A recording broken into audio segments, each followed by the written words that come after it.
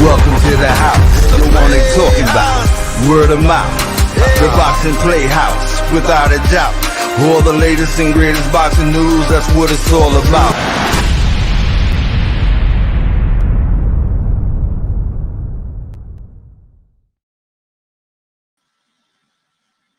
Welcome to Boxing Playhouse. This is Sakura A, and I got Emelio Santana with me tonight.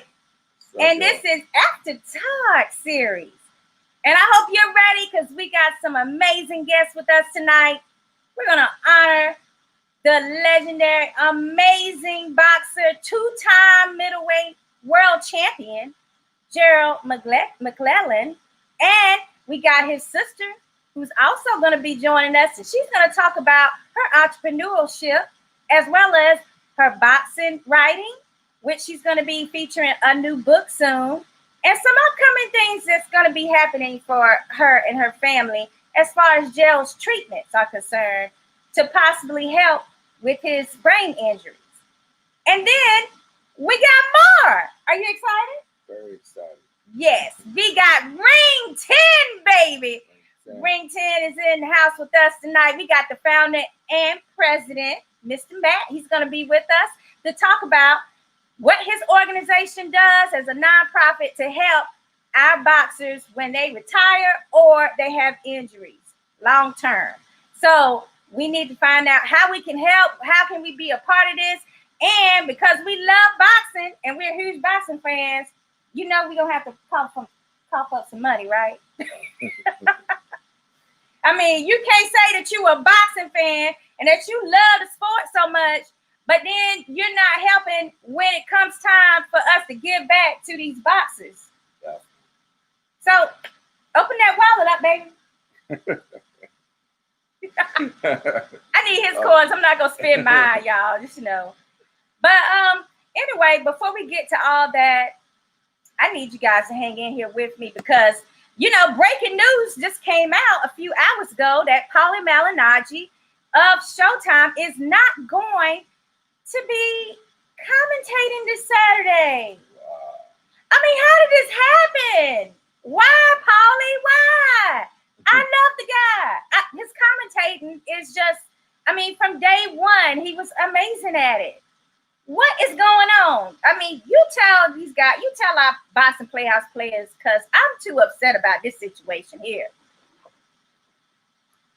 Yeah, I just found out, not too long ago. So I'm still, I gotta get more of an inside scoop on what happened and the full details, why things wouldn't work out or what have you. So, well, okay, I hated to put you on the spot, but Paulie Showtime tried to work with him. They gave him an opportunity to apologize. And from what the article is saying, that with the report was that he didn't want to go along with the wording of the apology. So I guess it went back and forth a few times with that. And then eventually Showtime had no choice but to let him go, guys. I need you guys to tell me what you think of this whole situation. Apparently it's stemming from an interview he did in which he was talking about Devin Haney, and how he had said that he was never going to get beat by a white boy. That Bernard Hopkins.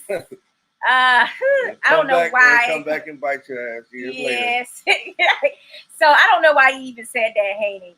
But at the same time, Paulie had tried to comment on the issue. He was asked about it, and he gave his honest opinion, which that's what Paulie does. Right. But sometimes you need to keep your comments to yourself, okay? Because you still are representing Showtime Boxing, and they cannot have you, half-nearly going around saying different things about ethnic groups and everything. Like, the best thing to do is stick to boxing. Don't bring up races and all that kind of stuff, man, because you're probably gonna get in trouble. And this is what happens. But I'm so mad at Paulie, damn, just make the apology and go on with it, But then at the same time, I'm okay, I get that you wanted to stick to you wanted to stick to yourself and you wasn't gonna say something that you didn't believe in. which is a lot different than what a lot of celebrities have been doing. Right. So I gotta respect him on that level, but I can't agree with some of what he said. Now, let's see what our fans have to say about this. First of all, we got Boxing Meets Beauty in the house. Beauty. What's up, guys? You know I love you. And then we got, let's see, Jose and Alex both saying, what's up, guys? What's up, Alex? And Jose, then, what's up, man? Yeah, we got Clarence in the house. Clarence, what's up, What's man? up, Clarence? Hey, what's up, Clarence? What happened with Paulie? Okay, well, I just described that one to you. Let me know how you feel about it, Clarence. And it says, where are your, what tonight? I can't read that. Your cup. Oh, it's it's coming. Okay. Bam, we got you covered right here. Cheers to you. I didn't say drink yet. You're supposed to wait to the key word, baby. All right, and then we got Alex. He says, oh, well, he's the one that said about the cups. So we got the cups. Sarisa says, hi, guys. Hey. And then Clarence McGrain says, everybody in boxing is going crazy about chasing. Is that it? Oh, crazy clout about chasing. Hashtag Boxing PlayHouse. Thanks for reminding me, Clarence. Hashtag BPH, guys. When you make your comment so we can read it, we want you to also have hashtag BPH. Make sure y'all like and share this video too. Yes, please do. And then I got Alex says, Paulie is biased. Oh my God, come on, man. I love the way he describes every, little skill that the boxer is doing in the ring. Like, I really enjoy that. And then he does have a wealth of information and knowledge about previous boxers from other generations that he can tie into it. So, I mean, for me, I loved it. We got Linda Pratt in the house tonight. Linda, what's up, girl? That's our ladies' night right there. That Miss Linda, our photographer extraordinaire. She says, you got Linda in the house from Reno. You know, we got to come visit you soon. Got some of the most amazing photos out of some classic fights, especially with Duran and man, the list goes on. What Linda's done and big fights she's been to. It's amazing. I mean, that's why I said she's a lady in boxing. I mean, there's nothing else that you can say about that. Okay, because she knows her stuff and she's true to the games. She don't got none of that funny business going on either. She knows what I mean by that. Okay, she said, I just tuned in. All right. Thank you so much, Miss Linda. And, of course, we want you to continue on because there's some other boxing news. But, I mean, I really just had to, I really just had to go over the Paulie situation because it was just so, shocking that he would allow himself to get into these shenanigans. Yeah. Yes. Okay, so I had some other topics here.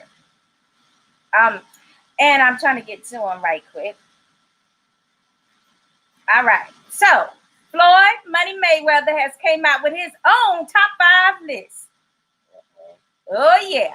Now, before y'all get mad at me, okay, this is Floyd's list, all right? And it's his top 5 boxers of all time.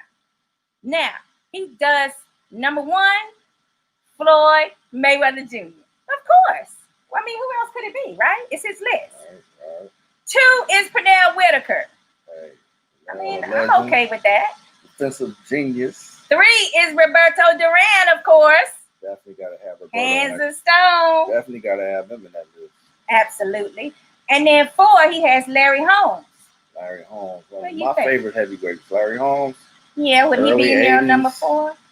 The top 5? Yeah. Man, you can easily be there. I don't know. I would have to look at my list, but he could definitely in my top 10. Okay. Definitely, I'll give him top 10 definitely too. Top 10. And then number 5 for him was Aaron Pryor. Aaron the Hawk Pryor. I know you like Pryor a lot, right? Yeah, Aaron Pryor, he had the 2 war. There was a war. The first one with Alexis Arguello where Aaron Pryor won. Man, he was a great fighter too. So I like Floyd's list. Only person that he ain't got the greatest on there. That's one fight I would have had to have in that top 5, Muhammad Ali. So I'm surprised Muhammad's not there, but hey, that's Floyd's list. Well, that's one name. I mean, Sugar Ray Robinson is how my priority. Ray Leonard is Jack Johnson. Yeah, Leonard as well. I mean, if you got Duran, yeah. I mean, yeah, for sure. I mean, heavyweights, that would have been, of course, Ali. Yeah, you got the Sugar Ray Robinson, Joe Louis. Yeah. You know, Roy Jones. I mean, but would you have been bold enough to put yourself as number one? I just got to get to that because everybody, you know, you skipping around the fact that, you know, Floyd put himself as number one, guys. Floyd can arguably, he can say, you know, look, he's done it his way, like you say. He's made more money than any fighter. He's undefeated. He won all these belts, won all these weight classes. So, man, he's definitely, you know, that's an arguable case right there. Okay. Yeah. Well, we got Clarence. He says, see y'all on November 6th, which basically means the Florida Boxing Hall of Fame has been scheduled for November 6th. And that's the first night is going to be with TNK Boxing professional promotions, professional bouts. Right. And it's going to be at the St. Pete Clearwater Marriott here in Florida. And it's just going to be a great event. We even have Dahlia Duran in the house. The beautiful Dahlia Duran. She is going to be inducted this year. Legendary Roberto Duran's oldest daughter, y'all. She's going to make history. Her and her dad is going to be the first father-daughter to ever be both in a Hall of Fame. So I can't wait to be there. Try beating that one. I mean, really, I only know of one other person that it could be. And, you know, that could ever even get to that level. But they're always going to be the first now. Right. So, what's up, Dahlia? She says, hello, dear. And then Linda Platt, she says, no funny business. Yeah, no funny business. Okay, so let's see what else we have. Anybody else gave us some that? Oh, okay. So, our next subject, because you know, you got to keep this thing moving, but oh my God. What you got next? All right, so I got some heavyweight news. Basically, Al Bernstein tweeted yesterday, or was it Tuesday? One of those days, he said, if Daniel Dubois wins as expected in his fight, we will see him against Joyce. That should be fun heavyweight bout. What you think? Oh, man. Dubois versus Juggernaut. The Juggernaut just won his fight a week ago. So now we're waiting on Daniel Dubois to win his fight. Them two young, heavy-handed hitters from the UK. Two young dudes on the rise. I'm surprised a lot of times guys don't fight, you know, this early without, you know, a belt on the line. So I like that they're going at it, you know, before actually winning the world title. If I had to pick somebody, I probably would go with Daniel Dubois.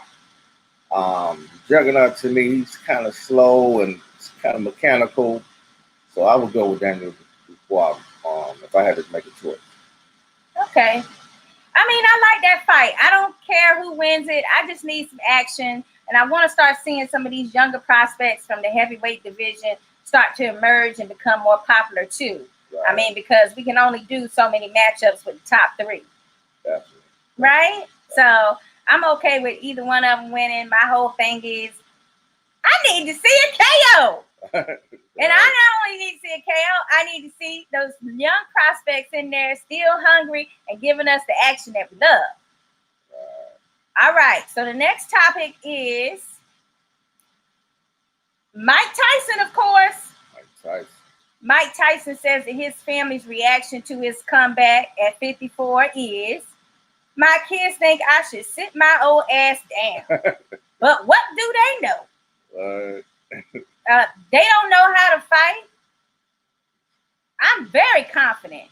Neither one of my kids can beat me in a fight. So what are they talking about? Okay, Mr. Iron Mike. You know, what do you think about him fighting at 54? I think Mike been looking very impressive in these videos he's been showing. So and he's not fighting a young dude. You know, Roy Jones is up in age, a little ring worn, as you say. Okay. So he's fighting another older legend. So I'm cool with it. It's an exhibition. Right. I'm hearing stipulations that they can't knock each other out. I don't know if that's. I heard that too. Yeah. And then it's 12-ounce gloves. Yeah. So it's no judges apparently. So it seems harmless. Yeah. I mean, what we're gonna basically see is an elevated sparring session. I'm equating it to flashes of some of their old stuff. Yeah. I mean, but you never know, because when those bosses get in the ring, something might just click with them. And they could just be like, you know what? Nah, like the wrong hit, like one of them get the wrong punch. Yeah. And they like, oh, so you think you're going to really just hit me like this for real? Okay. Especially with Mike. You never know what Mike might show up. Yeah, well, let's hope not the ear chewing one, okay? Like, we don't need that. Never know. We do not need that. All right. So the next story is expecting PBC to announce many of its Fox fights for August. And the fall is coming in the coming days. Right. But one fight that is expected is Spence versus Garcia on pay-per-view. Yeah, that's a good one right there. One fight, it would be 168 pounds for Truex versus Anguilla as well in a IBF eliminator. Okay. But let's go ahead and start with the Spence versus Garcia situation. And Lisa, we see you down there, so we'll be with you in 1 second. We're just finishing up this last topic. All right, so what do you think? Spence versus Garcia. Man, that's gonna be some fireworks right there. And then Spence is coming off a over a year layoff, and then the car accident. You got to add all this in there. I know Danny had a win earlier in January. He knocked out Ivan Redcap. Yeah. So Spence is a big question mark. How is Spence going to perform after being in this car accident? Can he still take a punch? Because some guys, they be different after being in an accident. Can he take a punch? Is he going to still be able to perform? So it's a big question. I think it's going to be very exciting, man. I'm like, I don't know right now. I mean, I see you getting all excited. No. I mean, for me, I am going to go against the grain. I think Garcia has a good chance with winning this fight, guys. I think so too. Spence just got through with Sean Porter. Sean Porter he's not known for having a lot of power. So if he gets hit the way that Sean hit him by Danny Garcia, he got some problems. And as you say, we are trying to see about this ring rust, since he's refusing to do a tune-up fight, which I believe is really in order for him. But he wants to go ahead. I give him his kudos and his macho, kudos for going ahead and not even taking a tune-up and wanting to go in here with a thoroughbred in Danny Garcia, who had a fight this year, by the way, with Red Catch. Right. So, I mean, he doesn't have as much ring rust as Spence will have. Right. And also, the pay-per-view element, I don't have a problem paying for this pay-per-view. I need the top-tier prize fighters to be fighting each other. If it's going to take me to pay, $70 so we can see it, I want to see it. Now, of course, you got naysayers and non-believers out here, and they're basically like, what? We saw Keith Thurman, and he fought both Sean Porter and Danny, and it wasn't pay-per-view. Well, guess what? Keith Thurman was thinking long-term, because, see, he might have not got the kind of money that he wanted to get for those two fights, but he got the eyeballs from those free PBC fights that came on lower channels for both of those matchups. So then he had some leverage when he went into negotiations with Pacquiao. And that's how he got that Pacquiao lottery money. You know what I'm saying? So he had the long-term game plan. But what we see here from the younger prospects and contenders is that they don't want to take pay cuts, not even in COVID. So therefore, it cannot be a free fight. Somebody got to pay for this. All right. And what do you have anything to say about Truex and Gula right quick? I mean, is this something that it seems like it's going to be memorable to you? Might be, who knows? These guys, they ready to get back in the ring. They might put on a great fight, you know. True. Truex and Angulo, yeah, I like to watch it. Okay. Well, I mean, yeah, why not? I mean, what's I'm ready to see any boxing at this point. I mean, Right. I'm already disappointed about this Saturday, and you jinxed it, by the way. You jinxed it because I was like all excited about the Showtime fights coming up, and Cool Boy Steph was going to be the main event this Saturday, right? And then you sat up there and was like, it's hard to get excited because you never know in this COVID period who's going to get canceled. And now, look at it. Cool Boy Steph has COVID, guys. It's his fault. It's his fault. All right. So we got a last couple of minute comments. Let's see. It is Sarisa. She says Mike Tyson looks awesome still. Yeah. And then Linda says when Tyson gets punched, he will fight back. Uh-oh. She know him. That's a key right there. And then Clarence, he says, what about Gary Russell Jr. and Crawford? Oh. Well, I mean, I think, oh my God, do you really want my opinion? I mean, we have guests waiting. I mean, all right, I'm gonna go there. Is it okay? I'm gonna be unleashed. What the hell is a super featherweight? Just got the super featherweight, by the way. Gary Russell got to say to Bud at freaking welterweight. You got all these boys down there, not even boys. You got all these men down there at super featherweight and lightweight. You can do catch weights. I mean, it's just a plethora of talent down there for you to call out. Russell, I'm mad at you for this one. You know darn well ain't nobody about to come back down like a Crawford to fight you. And you can't even go up but so high, baby.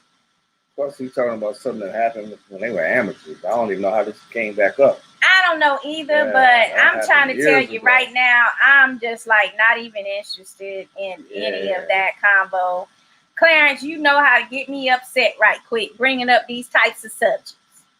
Okay, so he says hashtag Boxing Playhouse, and then he says Errol wins split decision, and then we got be sure to use hashtag BPH if you want your question answered. Oh, okay. Well, thanks for letting me know that too, Brittany. And then Linda says, we don't know much about Spence's condition. Hashtag BPH. All right. She forgot her hashtag, but that's okay. Her spirit and mind was into it. Now, are you ready? Because we got our special guest here, and I'm so excited to talk to her. It's just so heart-touching to see a sister care for her brother in this manner and a lifetime commitment. And not only do that, ladies and gentlemen, be an entrepreneur and a book writer at the same damn time. So what do you think?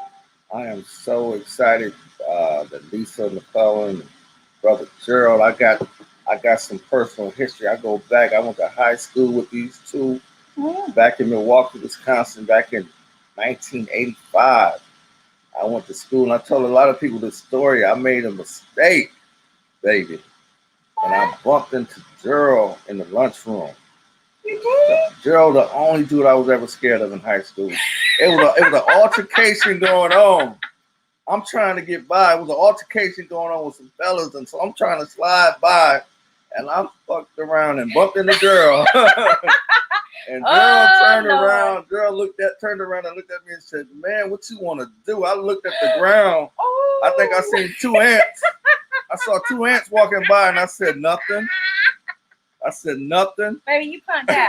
You punked out. And I was so glad I did because I knew Gerald was fighting amateur. I heard he was dangerous.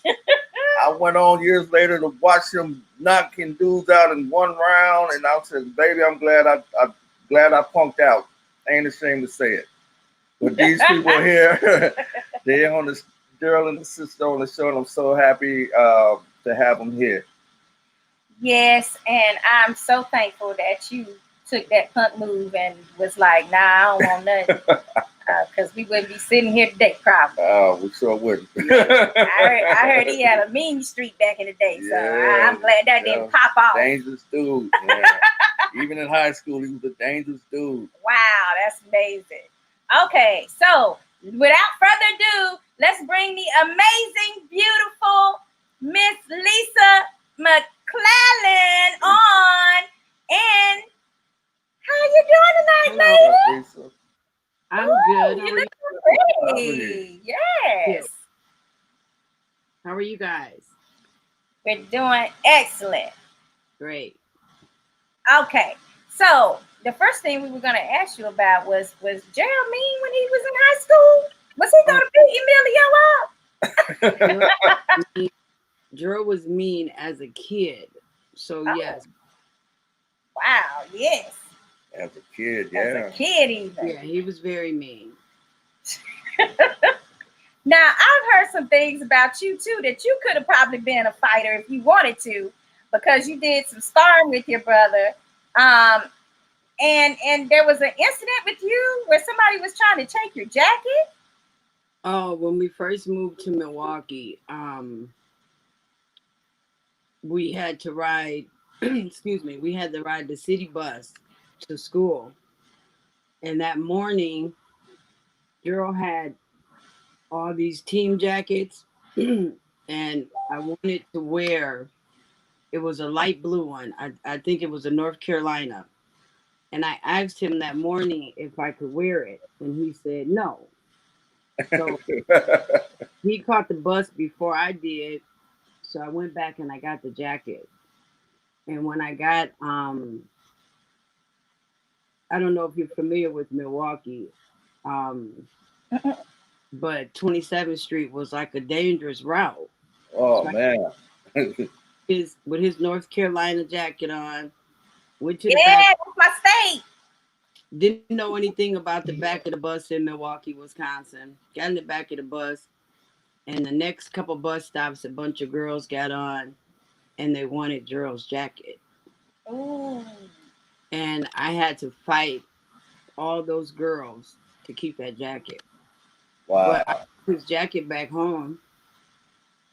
So made it back home with it. And there wasn't a scratch on the jacket. There wasn't they literally tried to pull it off of you or thought they were. They were gonna take it. They wanted it. But I grew up in the same household with my dad training Gerald. I also was taught Taekwondo by Billy Blanks when we lived in Erie, Pennsylvania. So I knew, I wasn't a punk, so I wasn't gonna let them get that jacket. Right. I'm glad that you made it out of that situation, and they then knew from then on, don't mess with Miss Lisa. Right. You know, you set the tone for the rest of the year, right? Right. Well, I'm glad you made it out of that situation. And what I was going to ask you too is, what were you had moved from a different state to Milwaukee? How did you? We grew up in Freeport, where we live now. Okay. And we were probably 7 and 8. My dad moved to Erie, Pennsylvania. And so Gerald started his amateur boxing career in Pennsylvania. We started off with Taekwondo, and then he started, he got into a boxing club at the same, gym. And I'm sorry. He started off at, it was the Erie One Center in Erie, and then he started taking boxing. And that's where he started his amateur career. And we stayed there probably about 5 years, and we moved to Milwaukee. And then that's when he really got into like, I think he started boxing for Braggs and Pitts. Braxton Brooks. It used to be Braggs and Pitts before it was Braggs and Brooks. Yeah. They're the same place. And then he started with Al Moreland. And then there was another boxing club. So he was kind of all over. But my dad was so protective of Gerald. He wouldn't let anybody train Gerald. He had to be there for all of Gerald's fights. He had to be there for everything. So he was very protective. Okay, that's great news too. Because you need family. You know, the father and son situation, you know, in boxing is legendary. So I'm sure that was a lot of support for him as well. And I mean, it seems like you were able to gain a lot of knowledge too at that time. Oh yeah, we never missed a fight. It was a family outing for us. Everything surrounding boxing, we did it as a family. I remember we had one television, and my dad hooked up a VCR, and probably 12 hours a day, it was something on about boxing. Everything was a lesson. Every day he taught boxing. Now, we think your camera is turned the wrong way. We want it to be turned like widescreen. There you go. Yeah, right. Problems with my laptop right when I was logging on. Last minute, I had to log on from my cell phone. Okay, got you. No problem, no problem. All right, so, well, we want to go ahead and get started with some of the fights that Gerald ended up having. And what we wanted to talk about, you had some questions? No, I was curious, Lisa, before when y'all was in high school, Gerald was fighting amateur, right? Yes. And I want to know the transition to like Kronk. How did that lead? How did that lead to Kronk? In '88, well, Gerald ended up going to the Olympic trials while he was still in high school, and he didn't make the Olympic team. And the reason why he didn't make the Olympic team, he qualified, but they weren't able to get a hold of him on the phone. Wow. So he lost the spot. And then so he went pro, and he had his first pro fight at the Eagles Club in Milwaukee. I remember the Eagles Club. And right on 24th in Wisconsin. And I remember Sugar Ray Leonard, his brother, came to check Gerald out because Gerald was trying to get signed with Sugar Ray Leonard. And so he had the fight, and his brother was there, and then Gerald never heard from him again. So then my dad kind of knew some people that knew some people, and he got a hold of Emmanuel. I think like after Gerald's maybe third fight, he was signed with Emmanuel. Wow. That fast. Oh, wow. Man, I know Sugar Ray hated he missed out on that, huh? I'd heard some rumors from just some friends of Gerald's and different people that later on Sugar Ray came back and tried to get Gerald to sign, but Gerald wasn't interested. I think he kind of held a grudge. Okay. About never. So but yeah, he did come back looking for Gerald. Okay. Well, now you want to talk about once he transitioned and was in the Crunk Gym and had Emmanuel Stewart. one of the best trainers to ever live in his corner. Um, did he seem like, you thought that things were going on the right track and that you guys were, finally gonna make it as far as boxing was concerned? Like, tell us, like, emotionally where you guys were at once he got that signing. When he signed with Emmanuel, it was like he made it. We felt like he made it once he started with Kronk, because they kept him really busy. He was probably one of the most popular fighters at the Palace in Detroit, where it was a big fight, a big place that they held fights in the 90s in Detroit. Okay. So he was like been there probably every other month, so, or often.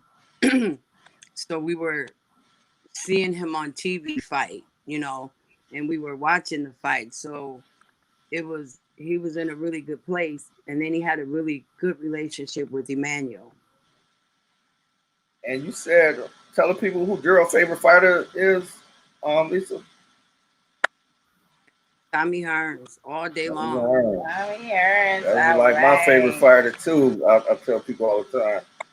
Man, so to be signed with Kronk and then your favorite fighter. Go ahead, Lisa. that was real early on that Tommy was his favorite. And I remember as kids, we were all sitting around trying to think of ring names for Gerald and my brother Todd. He got the G-Man from Hitman because Tommy was his favorite. Right. That's where the G-Man came from. Oh, okay. He wanted it to be similar to Tommy. Okay. That's nice. Yeah. I like that. So I'm sure he got a lot of work with Tommy in the gym, huh? Probably sparring and all that. Yeah, I'm not sure how often, but I do have a video of him and Tommy sparring. Oh, cool. Wow. All right. So now we've got this on the way. Your family is feeling good about, his career and everything that's going on. And then he wins his first championship. Do you remember that? Oh, absolutely. I remember we all flew out to Detroit. My mom, my grandma, all the siblings. It was we wasn't as confident as we were, because we would go to Gerald's fights and we would just know Gerald was gonna win. It was just a matter of when or how soon it was gonna be over. But we had heard about Julian's reputation, and we knew that was gonna be a hard fight for Gerald. So I couldn't sit down. I kept walking in and out of the arena waiting for the fight to start. We were all nervous. And it was, the fight started. I got up and left out. I think I probably missed the first couple of rounds. And then once I seen Gerald was holding his own, I could come back and sit down. So I came back in and I sat down. And then I seen Gerald take a lot of shots. So I got back up and went outside in the hall. And then it was still kind of looking like a real hard fight for Gerald. And finally I came in and I sat down with everybody, and everybody was real uneasy and kind of nerved.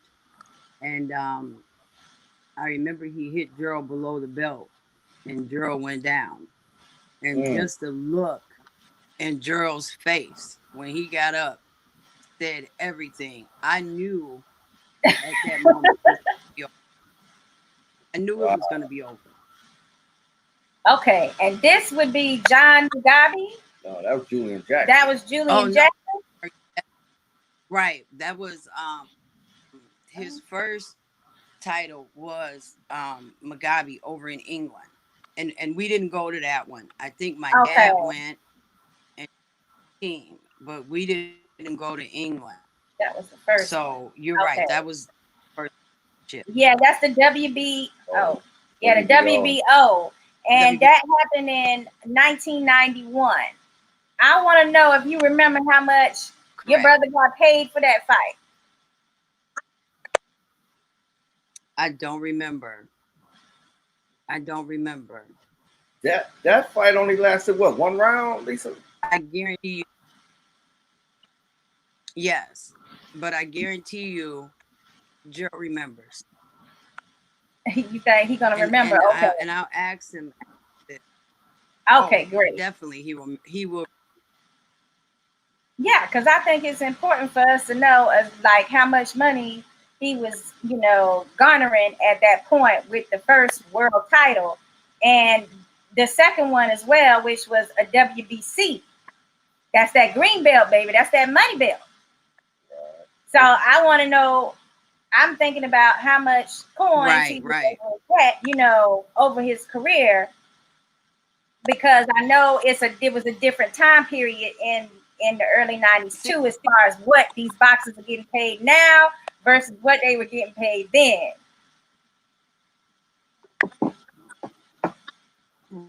Did you? Right. Okay. So, and I didn't.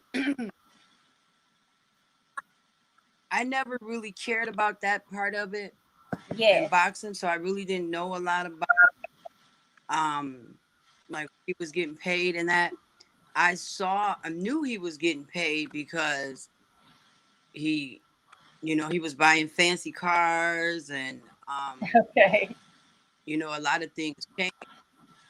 But I never even ever asked. I didn't get into that part of it and wanted to know that kind of stuff until after he got hurt. Then I became curious. More important. While he was doing it, okay. And that's a great point to make. I was gonna say when he won that world title, Lisa, was y'all still living in Milwaukee at that time? No, we were back in Freeport. Oh, you were back in Freeport then? Did he ever live in Detroit? Did he ever live in Detroit? He never lived in Detroit. He was only in Detroit while he was training. Emelio, back in the 90s, Emelio had houses where his fighters stayed. So he would stay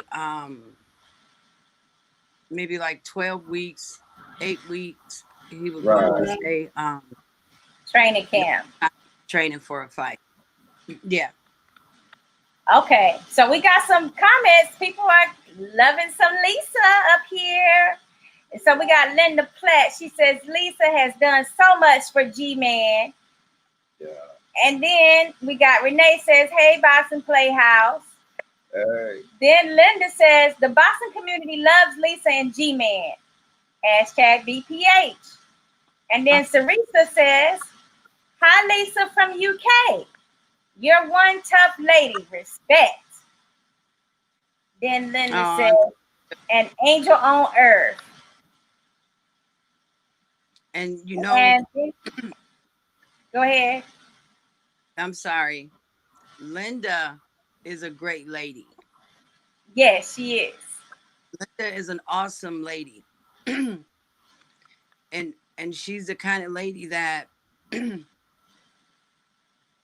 she don't want to be recognized for what she does, but Linda's been in boxing a lot of years. I don't know how well you guys know her, Emelio, but she was the first female photographer.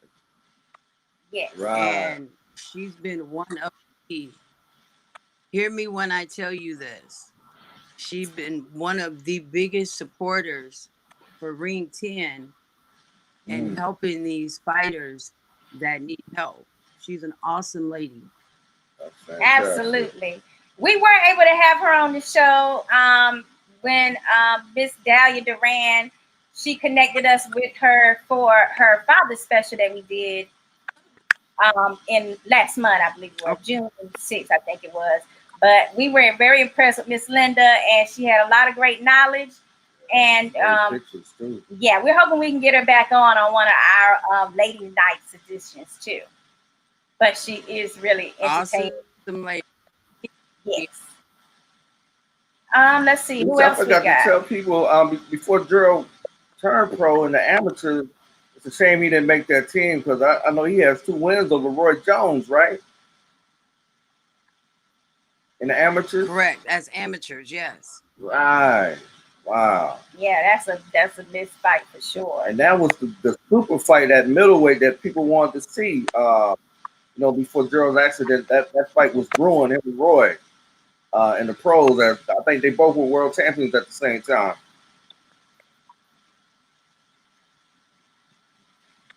I'm sorry, Emelio. I couldn't hear what you just said. No, I was just saying that him and Roy, that fight was brewing. Before Gerald got injured. Him and Roy, that was a super fight that was building because they both was like middleweight champions, and that was going to be a unification. And I remember back then, yeah. Yes. Okay. So we got Tito. He says, I'm watching from the Outback Steakhouse. What's up, Tito? Thank you so much. And then let's see. Linda says, great stories, Lisa. And then Barbara Hunter says, love your story, Lisa. God bless you. Thanks. And then Linda Platt says, thank you, Lisa. Now, I'm going to take a break from McClellan, your brother's story for a minute, because I want to get to how you're an entrepreneur and how you've come up with, you've had a book. The first book was titled After the Ring. Can you tell us a little bit about what made you decide to write that book and what happened with the book? Well, I got approached by this guy in England, and he wanted me to co-write a book telling Gerald's story. So at first I was very hesitant, and this guy was so insistent. So I gave in. I did everything that I could to run this guy, and he kept coming back. But so I gave in. We spent hours and hours and hours on the phone, and we put a lot of work into it. So we got the book published. We sent the book to one of the big news outlets in England for a review. And in fairness, they had to notify Don King and the other promoter, Frank Warren, some of the things that were in the book. And immediately, Don had the book stopped. Wow. So, and we're saying at that point, I was ready to give up. The promoter had the book stopped. And why was that exactly? Do you believe, allegedly, would he had the book? There was a lot of things in the book that I was told over the years that I shared in the book because it was a part of our journey for the last 25 years. And I felt I wanted to tell the world the real story of what happened. And Don does not want the real story told. So, it just didn't look favorable on him if you told the real story. How you wanted to write it in this book is basically what you're saying. Correct. Okay. So he hired a really big law firm in England, and the law firm went after everybody involved. So the book was stopped, and they actually read the book. We had to hand the book over to the attorney to the law firm, and they told us everything that had to be moved. They told us everything that had to be removed. So basically, that was probably 80% of the content of the book. So I wasn't even interested in going further with it. So the other guy, um, he went forward with it and he finished it, but Okay. it's not our story. Gotcha. Okay, I understand that. So moving forward, now it's a different time period. We're talking Yeah. about 2 decades now that's passed. And also, well, Don King just doesn't have as much power as he used to have. I'm sure he still can get a lawyer, but I mean, how are you going to move forward being that a lot of us, including myself and Emelio, we want to hear the real story. We want to know exactly what happened, especially when it comes to being allegedly a shady promoter. Well, right now I'm in the process of setting up a meeting with some people that are just as powerful as Don Okay. King. So I'm working on a deal to tell my story, um, the book, and a film. So Okay. sometime within the next probably couple of weeks, I'm going out to LA to meet to discuss that. And I've been told that I will be able to tell my story and Don won't be You want able to. to stop people. Correct. Oh my God, that's I'm just not amazing. mentioning that. Hey, I love the fact I'm that you're not saying men- that could possibly be a movie. Did you hear that? I heard that. I want to tell Lisa, if y'all make a movie, don't put that scene in there when Gerald was gonna beat me up. Okay. Leave that scene out, all right? I want to see that scene. That's going to demonstrate that he had a mean streak and that killer instinct in that ring, baby. Okay, so But yeah, Linda says, "Oh my God, I had no idea your story should have been told."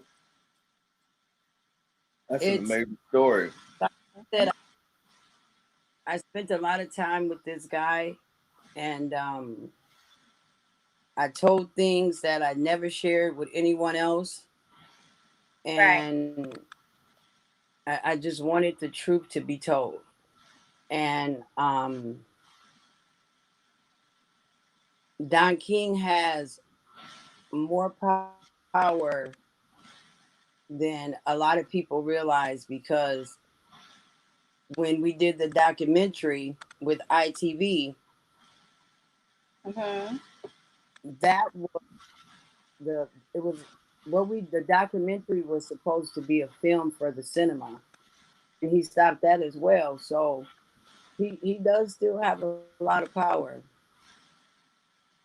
Wait a minute. So you're telling me that knowing that this was going to be a revenue stream for the McClellan family, that he still found it necessary to attempt to stop this book, allegedly. Ma'am, Wow. yes. Okay. Now that being And said, that's exactly one of the reasons that I mm-hmm, wanted to do the book, was to generate income to continue to take care of Gerald at home. I mean, this is not exactly. easy. And Yes, ma'am. that would have helped a lot. And I'm I really even glad you mentioned, said that. I'm really glad you said that because I want to talk about some of the injuries and some of the things that's happened while you were taking care of Gerald's needs. Um, because it has a physical effect on you as well, not just emotional. So what were some of the incidents that like the some of the injuries that you've had? that I've had myself. Yes, you. I had my arm broken. Uh, I've had, and Jero has a lot of brain damage to where at times he has these impulsive behaviors and he don't remember it even 5 minutes later. Okay. So I've had a lot of injuries as a result of his behavior. And then I've had injuries like to my hands and my wrists. Dro is 250 pounds. I physically pick him up every day. Okay. So I've got a lot of injuries from that. So, I mean, I've had to take, on 3 incidents, I've had to take time off where I couldn't take care of him, where I had to have my sisters or hire people to come in to take care of him. Right. Fortunate, we got some really great people in the boxing world that's been there for us, like Ring 10, that supported me through those times where um, they've helped financially with bills, helped me pay caregivers. Right. The WBC has helped while I was off, Oh, okay. helped me pay WBC. nurses. Okay. Oh yeah, the WBC has the last probably 5 or 6 years. The WBC has been really great to us as far as helping us, and not only us. I've used those same doors that I've gone through to get help for Juro to help a lot of other fighters too, and they've helped those other fighters. So they've really been Wow. good. So let me get this straight. You are the sole caretaker for Gerald 24/7, and you still found time to help other people in need that are past boxers and fighters with their getting them to the right people too, almost like an advocate, a healthcare advocate. Am I hearing this right? Absolutely. Oh, that's I've spent a amazing. lot of hours on the Yes, Miss Lisa. And now you still getting got help time for to do other gardening boxers for as you. well. And now what's this about? You still have time to do gardening as well for you and Gerald to eat healthy. My organic gardening is my stress relief from it all. Okay. Mm-hmm. I turn on my music every morning. I turn on my gospel music, and I just, it's where I unwind. I think, I can meditate. Um, I spend a lot of time praying.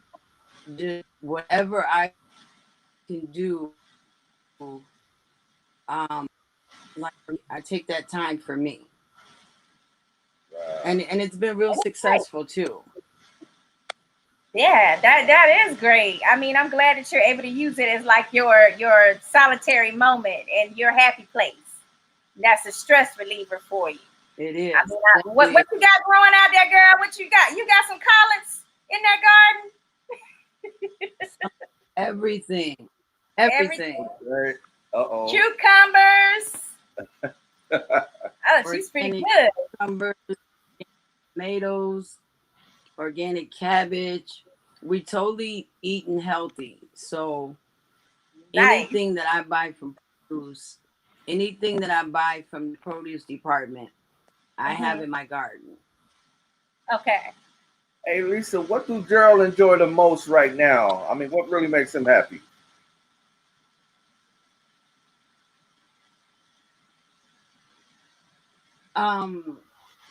Talking. I mean, just visiting, talking, laughing. We joke a lot. We sing old songs. Okay. We argue and fight a lot.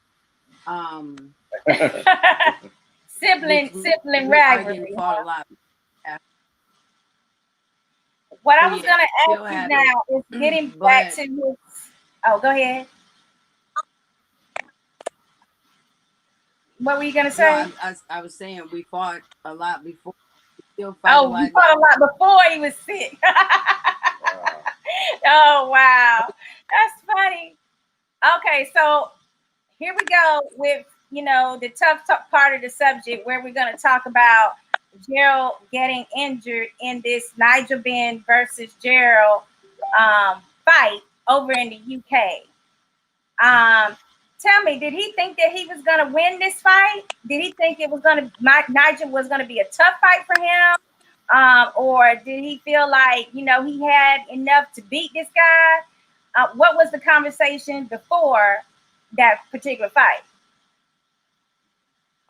I think Gerald had grew to be so confident in himself Mm-hmm. that he thought it was another easy fight. Okay. And which it was, because he knocked him out of the ring in the first round, Exactly. and it should have been stopped in the first round. So I think that's what he predicted to happen, and things happened that girl wasn't treated fairly. I think I counted. Nigel was out of the ring for 14 seconds. He was assisted back into the ring. There was a lot of Joe took a lot of blows to the back of the head that were allowed to go on. The referee didn't speak English, so that was difficult for Joe to communicate with the ref because he didn't understand what the hell Joe was saying. So Mm, all were against Joe that night. I understand what you're saying. So basically, it's the hometown advantage of the UK to where they wanted to give Nigel Ben this additional time and help him out in the fight, not call certain rabbit punches, because that's what we call it, rabbit punches, when it's punches to the back of the head, which is totally illegal. And then on top of it, there was a language barrier with him and the ref. Now tell me, And I don't think it was Nigel being. say that again. I don't think it was not. I don't think it was Nigel being a hometown favorite Uh, because the odds for Gerald, even in England, okay. and probably Shakir, you wouldn't need the support that Gerald has gotten from.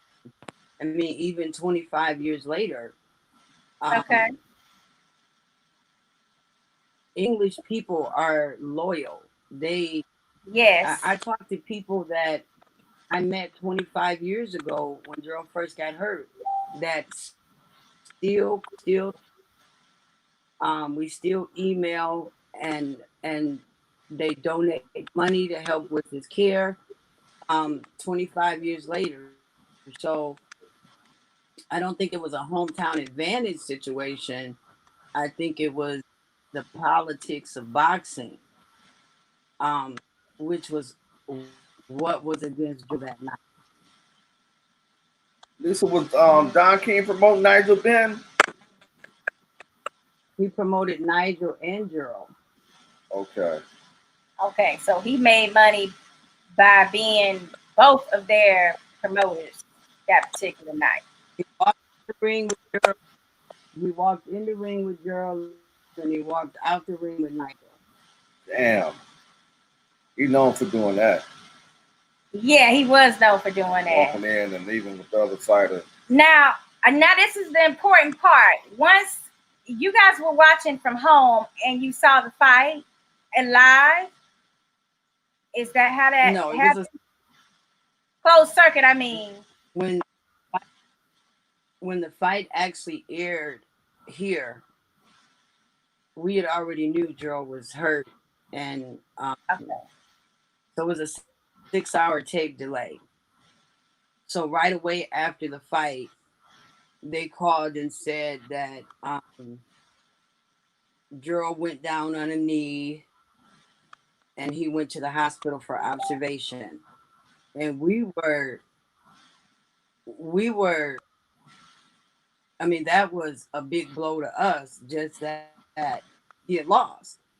And then it was even more worrisome because he was at the hospital and he was in England and none of us were there. So Right. about maybe 15 minutes later, they called back and said, um, Gerald got a blood clot and he's got to be rushed into surgery or he's gonna die. So that was Now, tough. That they was as in who? Who called you? Who was the they? There was a guy that was in training camp with Gerald. He wasn't a relative, but his siblings are a relative to us. He was one of the Okay, so you did guys not that was get a call. I'm sorry. Your phone is, I mean, it's lagging a little bit, the Wi-Fi. I don't mean to cut you off. But what I was going to say is, so at that point, Don King did not call you and let you know himself what. Oh no, Okay. no. We So we how were you received a able call to from get?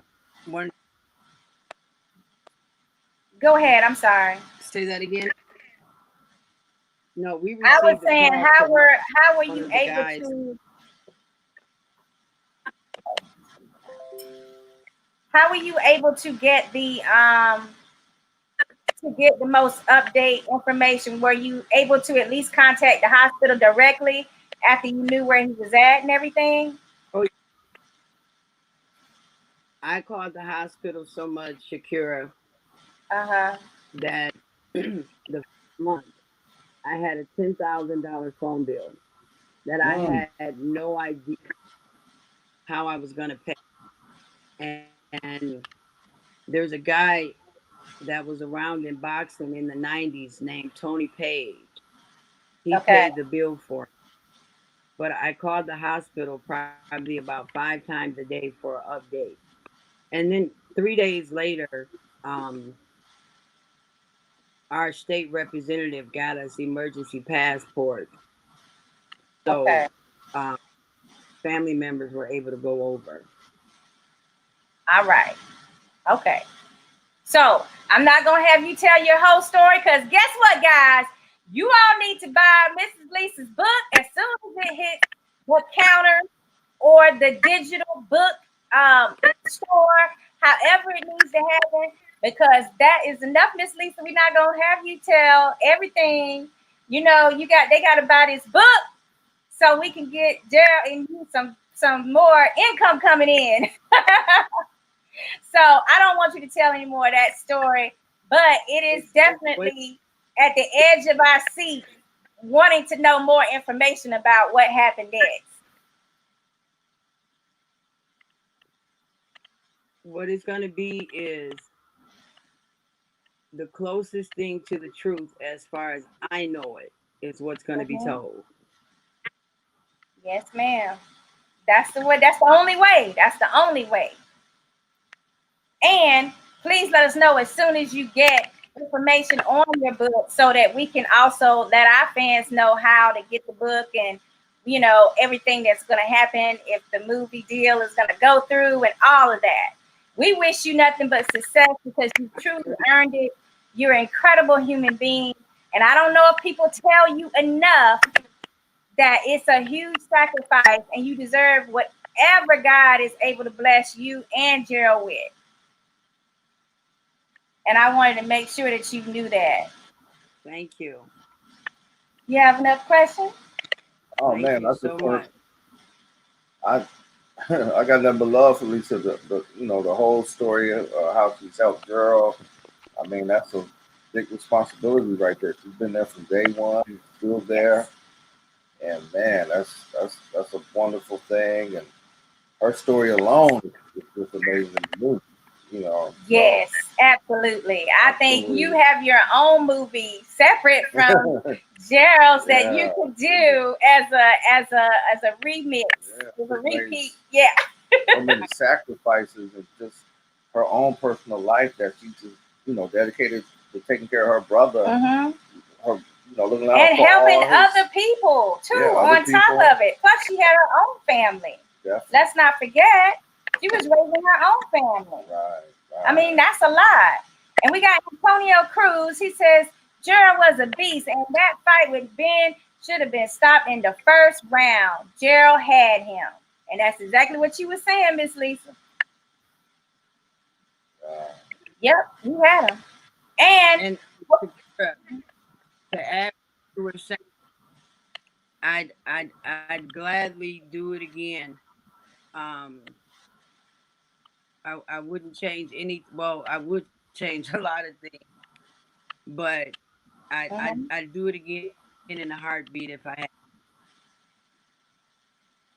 Same decision, no doubt in your mind. Absolutely. And, oh, where'd she go? Okay, there you go.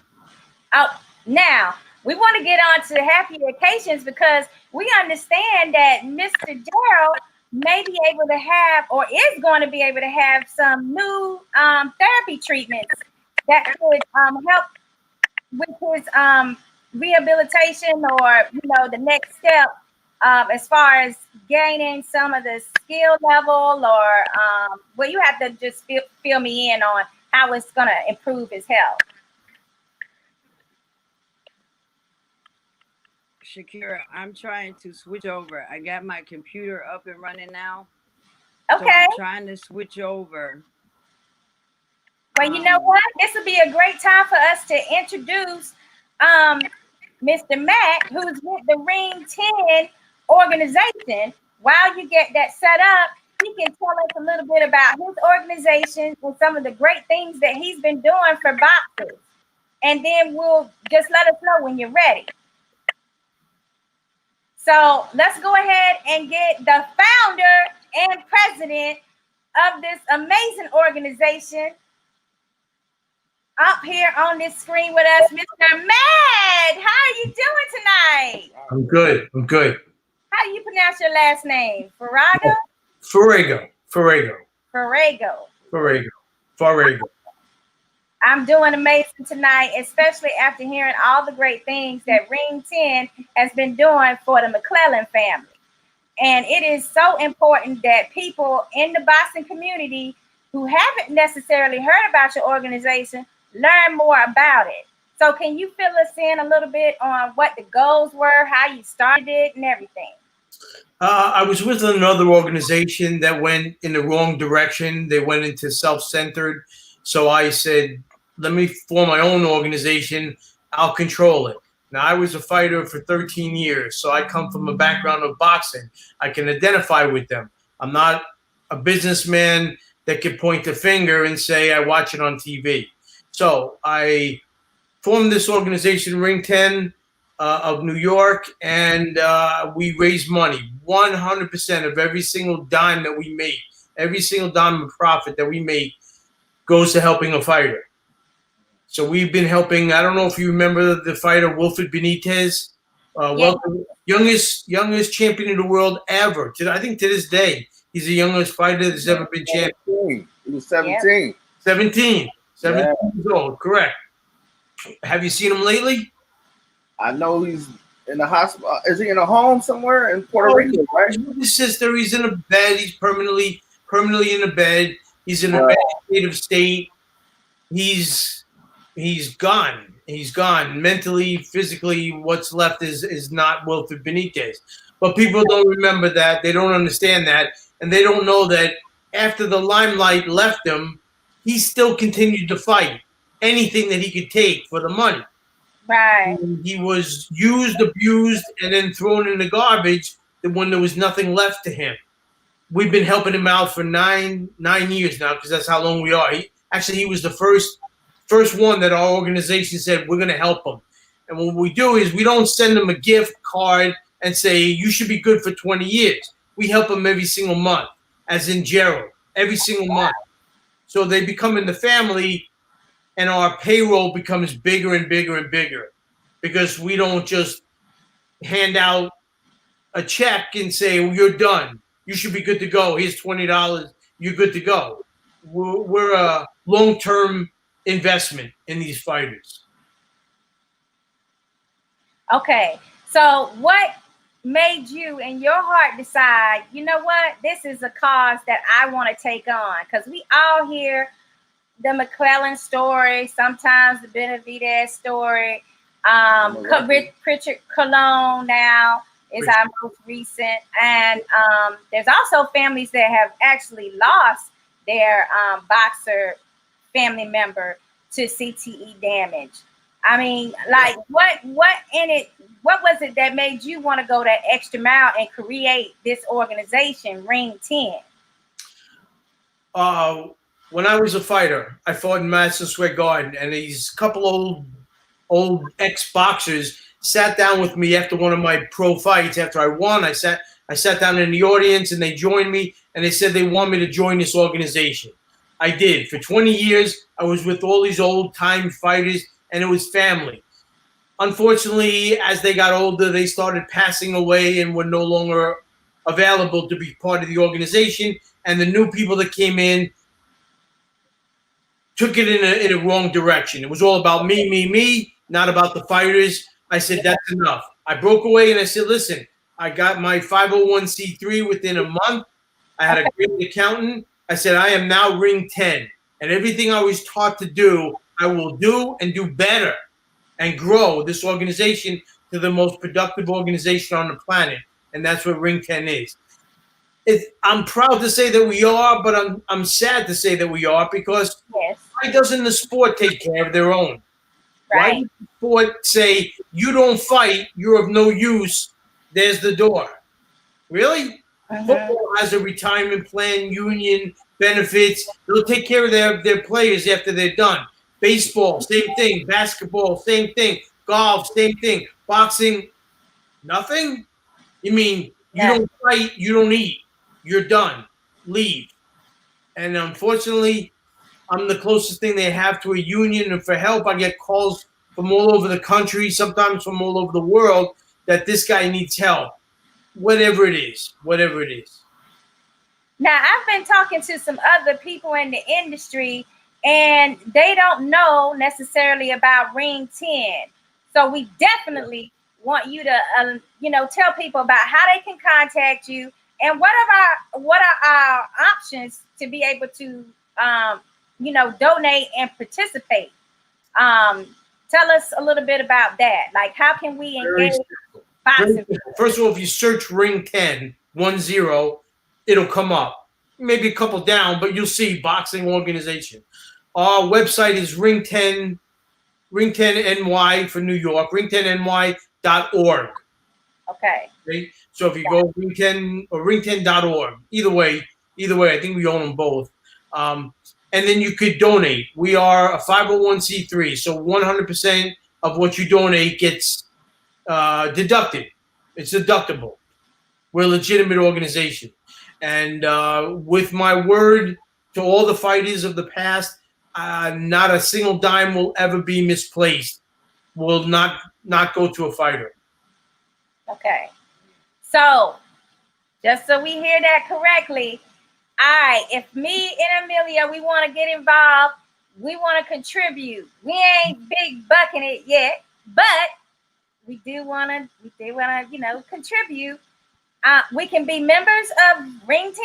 Yes. Lifetime member is $100. One time, done. You could be a yearly member for $35 or a lifetime member, $100. And you're now part of the Ring 10 family. You'll be posted on the website. You can email. You can speak on our formats any way you want to participate. Okay. I think I want to be a member, baby. How about you? Hey, me too. We could drink to that. Ring 10. Ring 10. Yeah. I don't have a drink, but I'm drinking with you. All right. So if we get to be members, what are our other options? Is there ways we can volunteer, or is there Is there things that you contact people for special donations, like Miss Lisa's gonna tell us about here shortly with McClellan, with Gerald's treatment, the new treatment options that he has? Well, here's the thing. First of all, we're a legitimate 501c3. So, like, if you're going to make a large sum donation, you want to make sure it's a legitimate organization. You can write it off. It's a write-off on your taxes. So, anybody says, okay, Matt, here's $25, but I want it to go to Gerald. I want it to go to Wilfred Benitez. I want it to go to this fighter. If they do that, it will go to that fighter. Okay?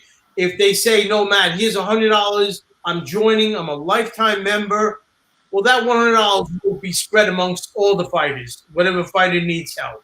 We send out gift cards, multiple gift cards, so that fighters get them in their local grocery store, that they can order food. They get $100 in food per month, every single month. Okay. That's one of the things we do. So I run around all over the neighborhood to the grocery stores that are in their neighborhood, and I get the cards, or I order them online. They get shipped, and now they can go buy food. They can't buy alcohol. They can't buy cigarettes. They can only buy food. Not saying that they do, but I'm just saying because people, what is he doing with the money? Well, I know what he's doing with the money.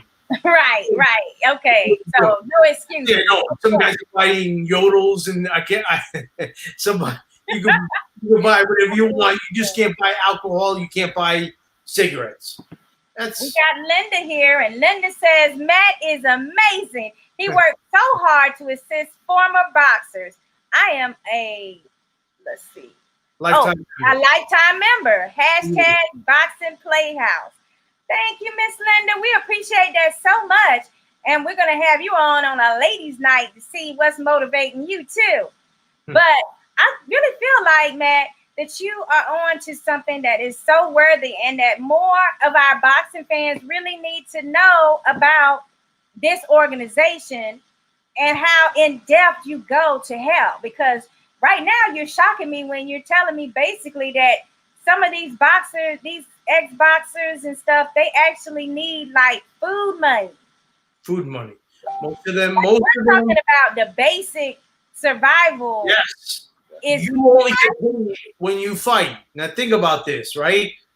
Baseball players, football players, they're part of that union. They get the yearly salary. A fighter only gets paid when they fight.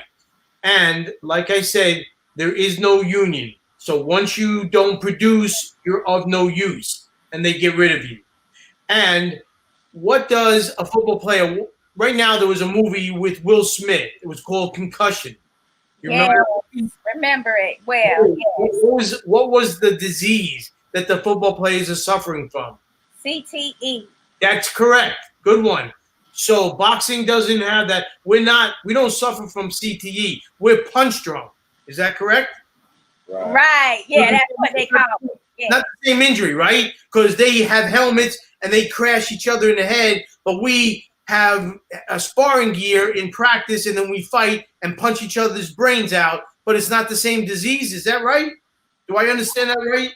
Absolutely not. That's correct. In that movie, they pointed out that one of the first brains that they had to study was a boxer. Correct. And they found CTE in his brain when they dissected his brain. Correct. And they call it pugilistic dementia, but it's not the same. That means it's not the same as CTE, but it is the same disease. We just named it differently 100 years ago. Okay, 100 years ago. 100 years ago was pugilistic dementia. Was the boxers suffered from dementia pugilistica is the proper term. So basically, we've had 100 years a head start on football and being able to come up with treatments, investments into our boxers that develop this, and also prevention, which is very important to me. We have fighter safety segments on how to ways and ideas on how we can maybe not stop it all the way, but definitely decrease the numbers of people that have CTE or there's a clear-cut way to do it. There's a clear-cut way to do it to stop CTE. Eliminate go the ahead. sport. Eliminate the sport. Okay, you want to eliminate boxing? I do not. But I have been talking this for 20 years. How do you reduce the brain damage in a boxer? How? Okay. Well, for me, the research that I did and that one of our prospects, Mark Reyes Jr. did, we actually created a video on this, dealing with losing weight too dramatically before a fight, and then because it's the day before, right? Your brain does not have time to put that brain fluid that you've lost to lose weight and make weight back into your brain. So yeah, so we did one on, that's just one thing though, but that was one way that you could eliminate that by boxers staying closer to the weight that they want to fight at, first of all, and two, not dramatically losing weight because they know that they need this brain fluid. And a lot, also education. You got trainers and boxers that promote, hey, you come in, what's your walk around weight? They say, what's your walk around weight? Right. And then the boxer says 160, right? Just for an example. Yep. And then they say, well, 160, well, we think you'll be better boxing at 147. Right. Because then you're coming in, you're the bigger guy, you're going to win more fights. Or they may go to 154, but they're not going to say, oh, yeah, you're perfect. Just stay at 160. They're going to try to make it an advantage. So it's part of it is boxing culture as well. So there are things that we can do because I'm not ready to let go of my boxing just yet, man. I know you're not either.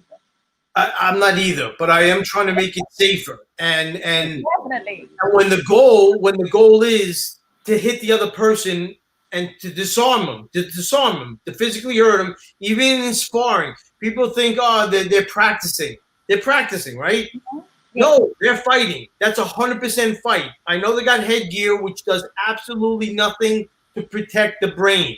Think about that. Correct. You put this headgear on, it's not protecting the brain. It's actually making it more dangerous to the brain. It's protecting the cuts, but not the brain. Oh, yes, correct. The brain is still going, getting punched. So, and also, aren't some of the best KOs you've seen been to the body? There's no recovery from that, but you didn't hit that head. Nah, listen, I never went down from a body shot. Not bragging, not bragging. I never went down from a body shot. Not even in practice, not in a fight, but I did go down from a headshot twice. Well, I'm just saying some of the nicest ones are when it's from the body and there's no recovery. You're not getting back up if they hit you in the right spot. Okay, so let's make boxing no head punches, only the body. Can we do that? If I can still get the KO and see that, instant go down. That's Rock'em Sock'em Robots. That's this. That's this. What weight did you fight? I was a light middleweight. A super welterweight, light middleweight, depending on WBCBA. You had how many pro fights you fought? I had 28 pro fights. And you was fighting during what era? Was it in the early 80s? Early 80s to the mid 80s, correct. Yeah. But you were fighting when Benitez was still fighting then, huh? Benitez was still hot, and Hagler and Leonard. That's that golden era right there. That was the tough. And Mike Tyson, when Mike Tyson, little trivia, when Mike Tyson turned pro, so you're an amateur, now you're a professional. I was the co-main event or the main event. So I in my locker room, scared stiff to get ready to go out there. And he was walking back and forth and back and forth and back and forth. And I said, Mike, relax. You're going to do fine. Just sit down. You're making me nervous. And then he just, who knew? Who was the biggest name you fought, Matt? Anybody that we know of? I had the contracts to Roberto Duran. It fell through, which is typical. Boxing, you're fighting tomorrow, you're not fighting tomorrow. You're fighting next week, it's canceled. But I was supposed to fight Benitez and Roberto Duran. Didn't fight him, but I was supposed to. Then you got you had Davey Moore right there, guy from New York that Duran did fight. Yes, but Davey was my sparring partner. Oh, he was?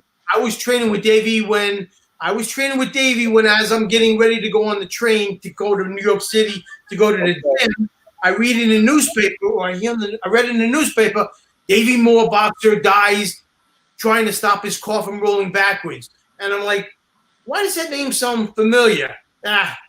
Davey Moore, not my Davey Moore. I'm going to go spar him. Okay. Oh, wow. And then I went to the gym, and everybody was like, hey, Matt, did you hear what happened? I said, no, what happened? Davey's gone. I said, where'd he go? And then I found out. Wow, that was a freak accident, man. That was crazy, huh? Yeah. I thought he was changing I thought he was changing the car tire and the car fell on him. That's what I thought. No, I thought it ran backwards. Maybe it fell off the jack and was rolling backwards. You tried to stop it and it ran him over. Yeah. Either or, it doesn't matter. It was still a freak accident. Yeah. It was a crazy thing, and it took the life of great. But I was sparring with Davey and a lot of great fighters. John Meekins, a lot of great fighters. And that's why you have such insight, and you're able to really know, for this organization's purposes, you've been inside that ring. Right. Tell us how that gives you insight to know the situation better and what fighters really need. That's correct. That is correct. That's why we are so productive, and we are such a great organization, because all my board members are fighters, and then I have like one or two that are cut men and a trainer, just to throw a little bit of extra flavor in there. But the majority of my board members are fighters, because who better to identify with a fighter than another fighter? That's us. Exactly. Yeah, and I love that aspect of it. Now, I think Miss Lisa is ready to come back and join us now, so she can tell us how the two of you guys are collaborating to get Gerald some of his new treatment options. I'm so excited about that for him. So hold on a second. Let's see. Miss Lisa. Okay, I'm back. Hi. Okay. Awesome. And now we wanted to talk to you about how did you find out about this new treatment option, and what are supposed to be some of the benefits that Gerald could possibly have? Well, first of all, Matt has already done the hyperbarics. Okay. Matt, you're talking about I'm Matt right here. Yes. Matt started the hyperbarics. Okay. And I'm not even sure how we met Ryan, Matt. I do know. There was a guy that attended the fundraiser last year named Don Boomer. He introduced us to a guy named Ryan, who works for a stem cell research company. So, stem cell research. Yes, it's stem cell research and it's hyperbarics. It's being two different things. Matt knew more about the hyperbarics and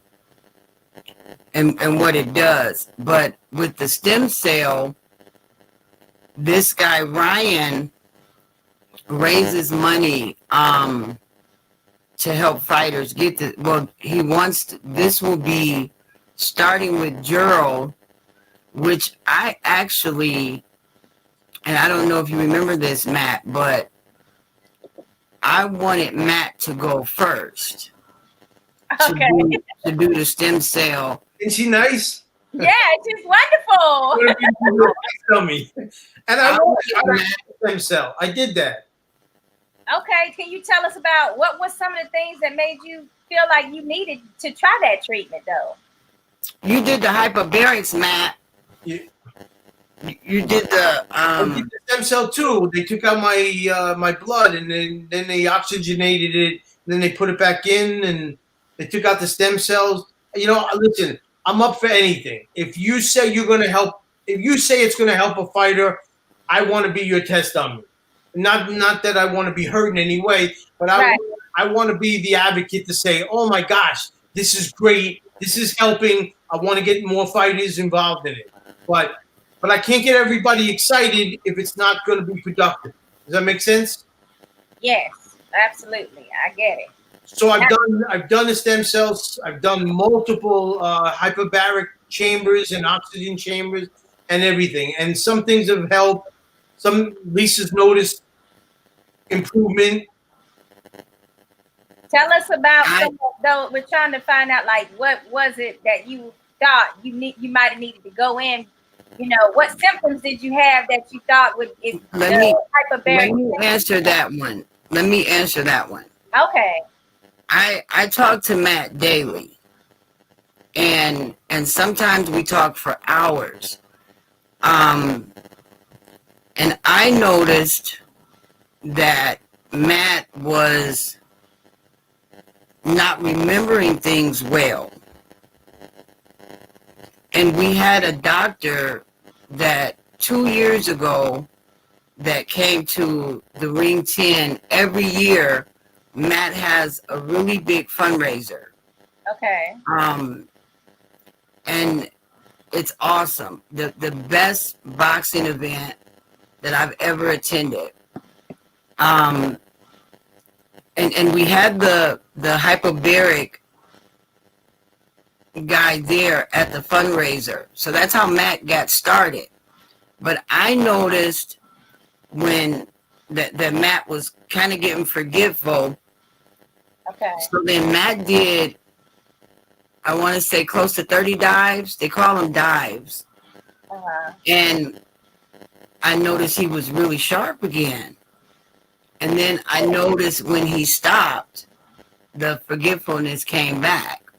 Well, I'm also friends with another fighter that was going through the same time Matt was.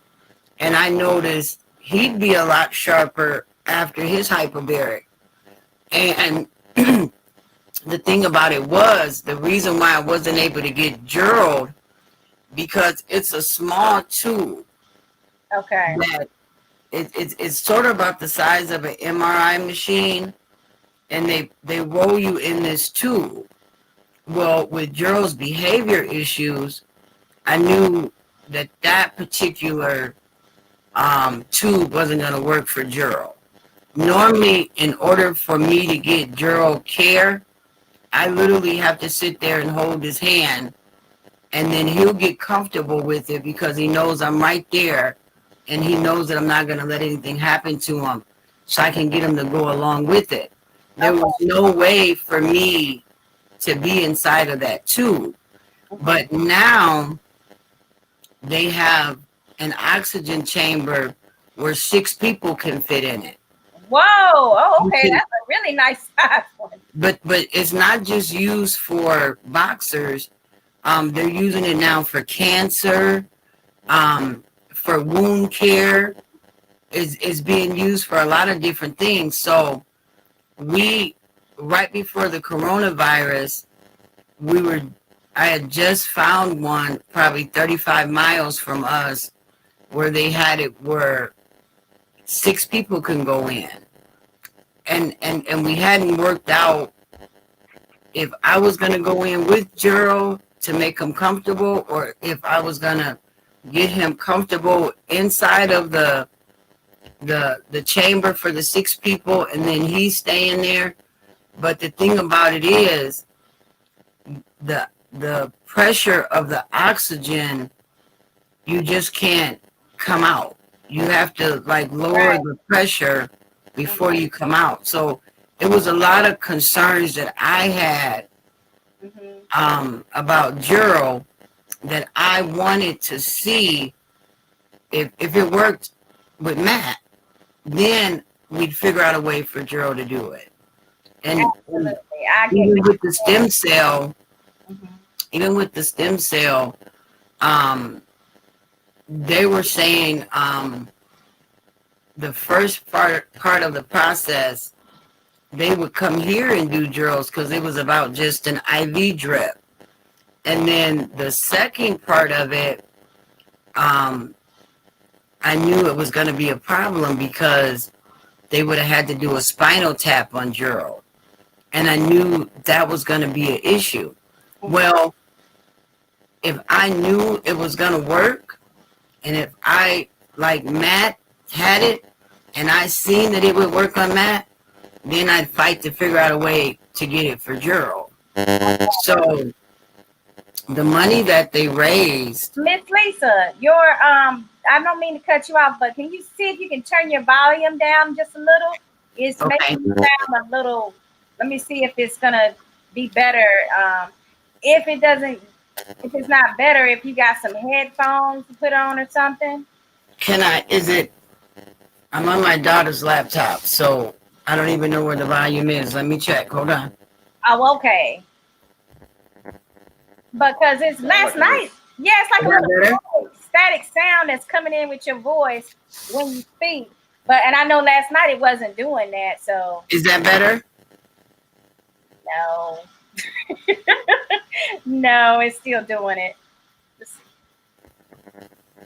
Well, listen, Lisa and I are on the same page. So Lisa can speak for me, I can speak for her, and we pretty much mimic each other. We're all about helping the fighters. And it's sad that it is the oldest professional sport in existence, and yet it has no help at all. It's just you can't fathom. You can't fathom that people realize. Oh, they think Mayweather makes the $100 million, but the undercard makes $5,000. He's got to cut it with his manager, his trainer, his cut man, and then his the taxes. He's taking home nothing. Right. So that's my point. It's like you were gonna break that down for us and that's why I was asking Miss Lisa about the payments and how much he was making with those fights, because that dwindles pretty fast, especially when you have a serious illness.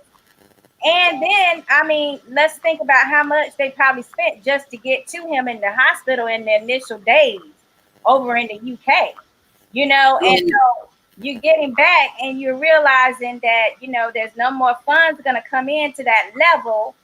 And then you don't have a support system like football, NFL, or baseball, or any of the other organizations and unions provide for their particular sport. So, when we got Gerald back to the United States, over in England, their health care is free. Right.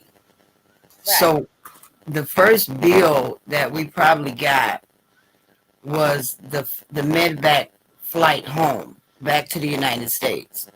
Okay. And from there, Gerald went to a coma recovery program.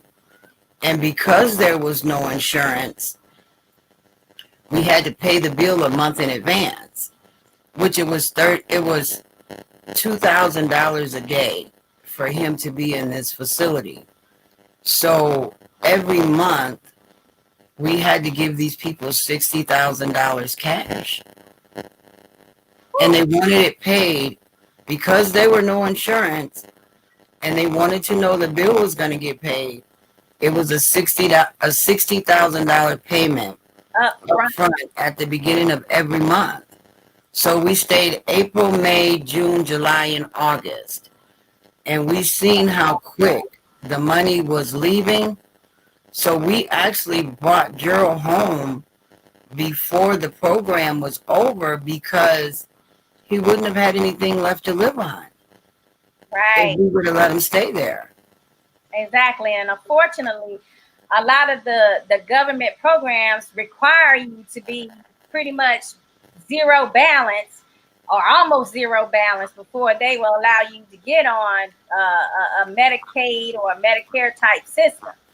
So they want that was 25 years ago. Mm-hmm. 25 years ago, in order for him to get any help, he had to have less than $10,000 in money or assets to get any help from anywhere. Mm-hmm. Yeah, I figured that it was low. But now they do have the trust accounts that you can try to create to protect someone, special needs trust. But, back then, that you're talking 25 years ago, who all would know all that, I learned about the Special Needs Trust in 2007. Wow, that was a lot of years after the fact. In Ooh. 2007. My goodness.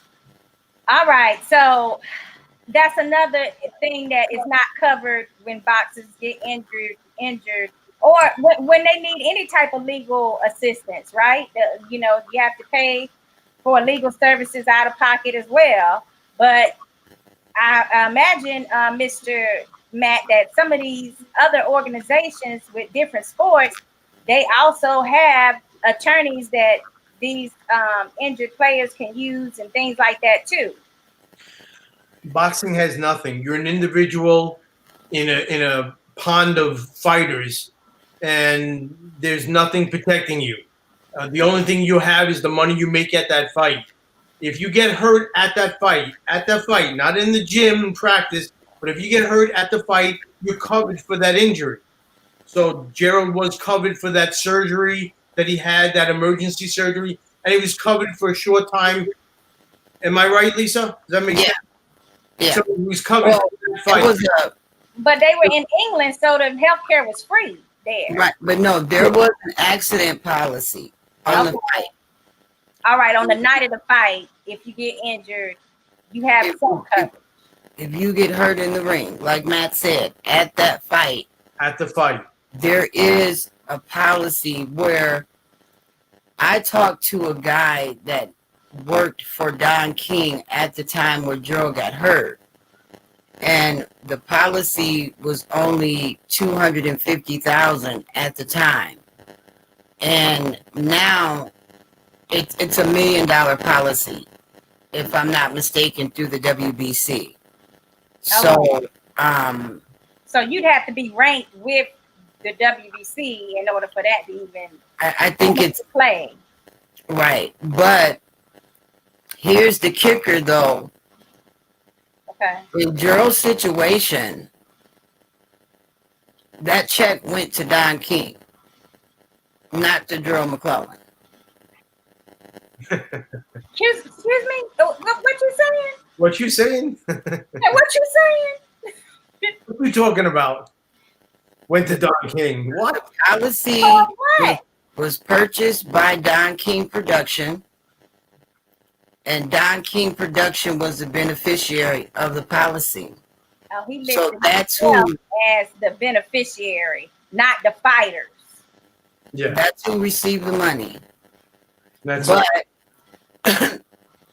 he produced evidence where he used the money to fly Gerald home, and then that's the money that he used to fly family members in, and that was money that took care of their expenses while they were there. But that was after I found out about the policy, that I found out that he used the money for those things. But before that, he took credit for doing those things.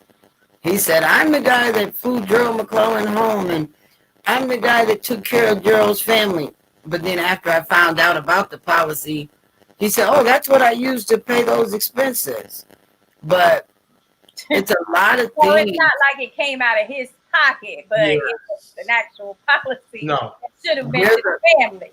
There's a lot of things that these fighters need to know, and to make themselves aware of before they go into the ring. You know, are you covered? Are you or your children or family members the beneficiaries and not the promoters? And it's just a lot of things that we found out after Gerald got hurt, that we had no clue of. Unbelievable. I see where you're saying this is going to be a major book situation here, because I mean, that's just one element of some of the things you probably found out after the fact. You want to hear a catch-22 situation? So there's $1 million. They upped the policy, the insurance policy in New York State. They upped it up, I believe, to $1 million policy. Okay. So if a fighter gets hurt, What are the options of him getting hurt? He breaks his hand, he breaks his nose, he gets cut, or he gets what? Seriously brain damage. Correct? Right. If he breaks his hand, $500, they'll fix it in the hospital. If he gets cut, the doctor will fix it right at the ringside. They'll stitch him up. If he gets any other kind of injury like that, it's done. Or if he gets brain damage, seriously, it's going to be in the multi-million dollars. So where does that come from? There's only It's $1 million requirement. That's it. Out of New York boxing. So they upped it to $1 million, and look at what we did. Oh, look at what we did. We're $1 million policy. What does that mean? It means nothing. Zero. It's not. Brain surgery is not going to come in under $800,000. It's going to come in under $8 million. Make sense what I'm saying? Yes, very much so. And that's just for New York State. And then if you look at, like, some of them are not that. They don't require that much. I believe New York is like the highest. but if you look at someone in Gerald's condition, 25 years later, and Yes. still needing care, you know, how far does that money go?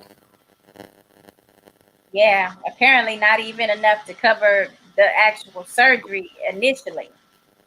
So, and then you get a separate doctor's bill. You all know that. Right. Like, that's just a hospital bill. Yeah. Now you got the doctor's bill. Okay, so were you guys able to raise the funds? Are you still raising the funds for Gerald to be able to go into this 6-person? Everything's on hold because of the coronavirus. Right. Okay. All right. Everything's on hold.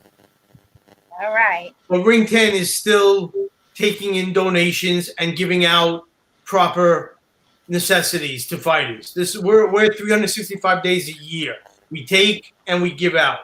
And when we went dry, what was it, about at least 6 months ago, we went empty. Our bank account went empty. We have a whole year, and then we have a fundraiser in the spring, and then we have our big fundraiser in the fall. And I kind of make it so that we end up broke at the end of the fiscal year. That makes sense. I kind of want to be broke at the end of the fiscal year because I don't want the money to sit in the bank and say, brag, look, we got $10,000 in the bank. We're the best. No, that means you're the worst. Makes sense what I'm saying? Yeah.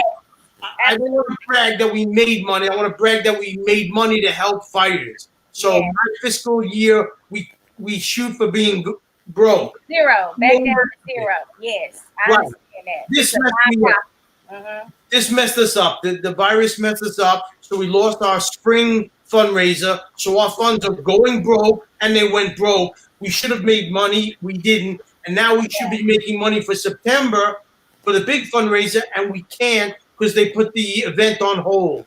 So right now, I mean, I can't keep supporting it myself. I cannot support it. Linda Platt has been such a huge help to us. And my thanks to Linda and everybody else should thank her and know that she participated and helped Ring 10. But unfortunately, we're in a tough spot right now. You're making me even proud that I know Miss Linda now. She's great. Too. She didn't even mention that when she was on our podcast with Roberto Duran. But she's so humble about it. Yeah. She's so humble about it. She don't make a fuss about it. And she's a great lady. Boxing fan too. Like, she was super excited that night because it was Roberto Duran's special. But so I got to see her love and enjoyment for the sport on that level. But just to know that she also has this giving side for what happens after the ring, right, Miss Lisa? Your book after. After the bell. Linda came to the fundraiser last year. And I think that's how she got acquainted with Ring 10. She came to the fundraiser, and she is a good lady. She's a good lady. And what exactly is it that you and Matt are hoping to have as a goal next year when things from COVID are back to normal? Because Lisa, I know you're in a situation now where you cannot even have your help that you normally have daily come into the home. So, it's just you and your daughter trying to care for Gerald right now. So what are some of the goals that you both have? Let me do individually first, and then as an organization collectively. What My biggest your wish? my biggest thing right now is I'm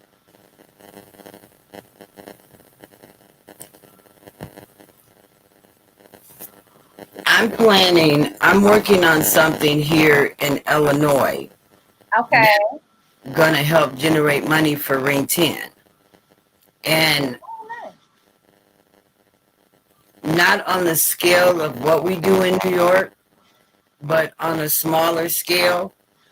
And to raise money so Matt can continue to help the fighters. So that's what I'm working on. Can I get Lisa 1 second? I want you to know, I don't know if you can see it in the screen, but Dahlia Duran, which I believe is Roberto's daughter, just said, Matt, thank you so much for everything. Duran family will always support you. Yes. That's Roberto Duran's daughter. Yes, that's his firstborn, Dahlia Duran. Yeah. Our beautiful Dahlia Duran. She was the one, I think she bought Roberto. Roberto came last year. Yeah. Okay. To Ring 10. And was she the one that bought him, Matt? Yes. Yeah. Okay. She connected us. She came from Florida. He came from Panama. He came from Panama, and they met in New York. And they were just you can't be any nicer and better. You know what? You can't have an attitude when you come to a Ring 10 event. You cannot bring an attitude. You cannot bring any personal. We had guys that hated each other. Who was a couple of fighters that hated each other when they were fighters? And then when they came to the event, I had to keep them a separate sides of the table. But then they hugged. Who was that? I can't remember, but this is cool. This is the best boxing event, and I've gone to some WBC events. I've gone to some Showtime events, some HBO events, and our event at Ring 10 by far is the best boxing event I've ever been to. I mean, it's you know how when you go to other events, they got the fighters over here and they got the spectators over here. At our Ring 10 event, you might sit next to Roberto, or you might bump into Roberto on the way to the bathroom or to the. It's such a relaxing, great atmosphere to be in. If you go to one event, you'll never miss another one. You'll never miss another one. That's pretty cool. Yeah, I drove 17 hours last year. Because Boxing PlayHouse is gonna be there. Come, y'all. Listen, I drove 17 hours last year 17 to bring Gerald. With Gerald. Oh, Yeah. so you can bring him. Okay. Yeah. Yes. Well, she came 2 years ago by herself, and then she came last year with Gerald. She brought Gerald. She says, I got to come back, and I'm bringing Gerald this year. I said, you're going to make that journey? She goes, yeah. For you, Matt, for Ring 10, I'm going to bring Gerald. And she did. And he was perfect. He was great, right? People saw him. No? Maybe not so perfect, but he was good. He was good. It was a long journey and a lot of things I didn't tell you, Matt, but he was good. We made it home safe. Oh, good. Well, he was pretty good last night with me and Emelio, so we were all happy about that. He loved that one-on-one attention. If he's getting that one-on-one attention, he could go on for hours. He loved it. Matt, he was giving us the tea, honey. He was letting us know what kind of woman he likes. That's Gerald. Yeah. Yeah, he had really warmed our hearts. We were laughing so hard. He's so funny. I don't think people realize that he still got his sense of humor. Absolutely, 100% he does. Yeah. But he should never ask a woman how much she weighs. He asked me how much I weigh. Oh, he does that. He does That's that. his third question. When Yeah. you're talking to a woman, How many the kids? first question is, are you married? Yeah. The second question is, how many children you have? Oh, And the third question is, how much you weigh?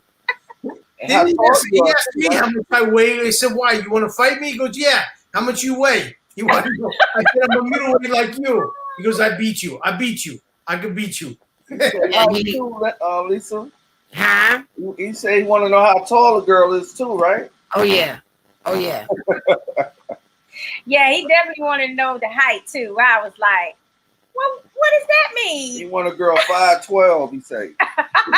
Gotta be You know 5'12". what? Gerald is still very much Gerald. Yeah. Okay. He's still himself. And Lisa, you guys have your own language. Like you can understand some things that we couldn't understand, but you knew exactly what he was saying. Oh, yeah. That's amazing to me. Yeah. It's I'm that so simple used to communication. I'm so used to in the evening time, Mm-hmm. he gets a little harder to understand. And it's something like sundowners where people with head injuries, a lot of times at night they're more violent. Don's on here, Matt. Yeah, I say, yeah. A lot of times people with sundowners, they get a little they get violent at night, or they get emotional, or just different things happen when the sun go down. Mm-hmm. So it's kind of harder to understand Gerald at night. Okay. So try, like, if he's gonna have conversations, you know, I'll encourage people, like we talk to Michael Moore and he talks to Tommy. We kind of do that like in the middle of the day because it's a lot easier to understand. So you guys caught him late last night, so some of his speech is like really slurred. And because I'm so used to it, I kind of know what he trying to say. Absolutely, and we appreciated you being our interpreter. You're the Gerald whisperer.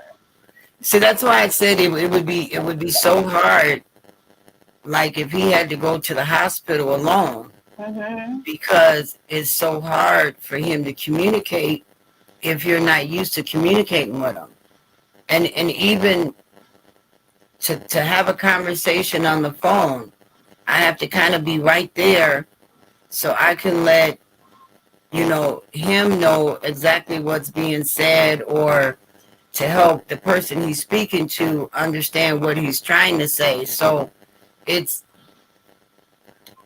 once you're around him, you kind of get used to it, and it's a little easier. Absolutely. Lisa, when y'all travel, you travel by plane or train with Gerald? No, we have to drive. He can't fly anymore. Oh. He had a when we went to England, he had a blackout, and then we went to the California Hall of Fame, and he had a blackout on the plane again. So we drive everywhere. I won't put him on the plane again. Okay. So that's that 13 hours there to get from where you're located at now to New York. Right. No, it was 17. 17. Oh my God. Woo. Yeah, it was a 17-hour drive. But she's that loyal to Ring 10 that she made that trip. And we were so thankful because for so many years we've been looking forward to meeting them, and then we finally did 2 years ago. And it's been a pleasure. Lisa, I saw this one benefit when Nigel came over. That I thought that was beautiful. I saw some pictures. No, we went there. Oh, you went to there? England. Oh, y'all went to Y'all took a England. boat? Wow. You took a boat? No, that was before the blackouts. Oh. So that was one of our last trips to England.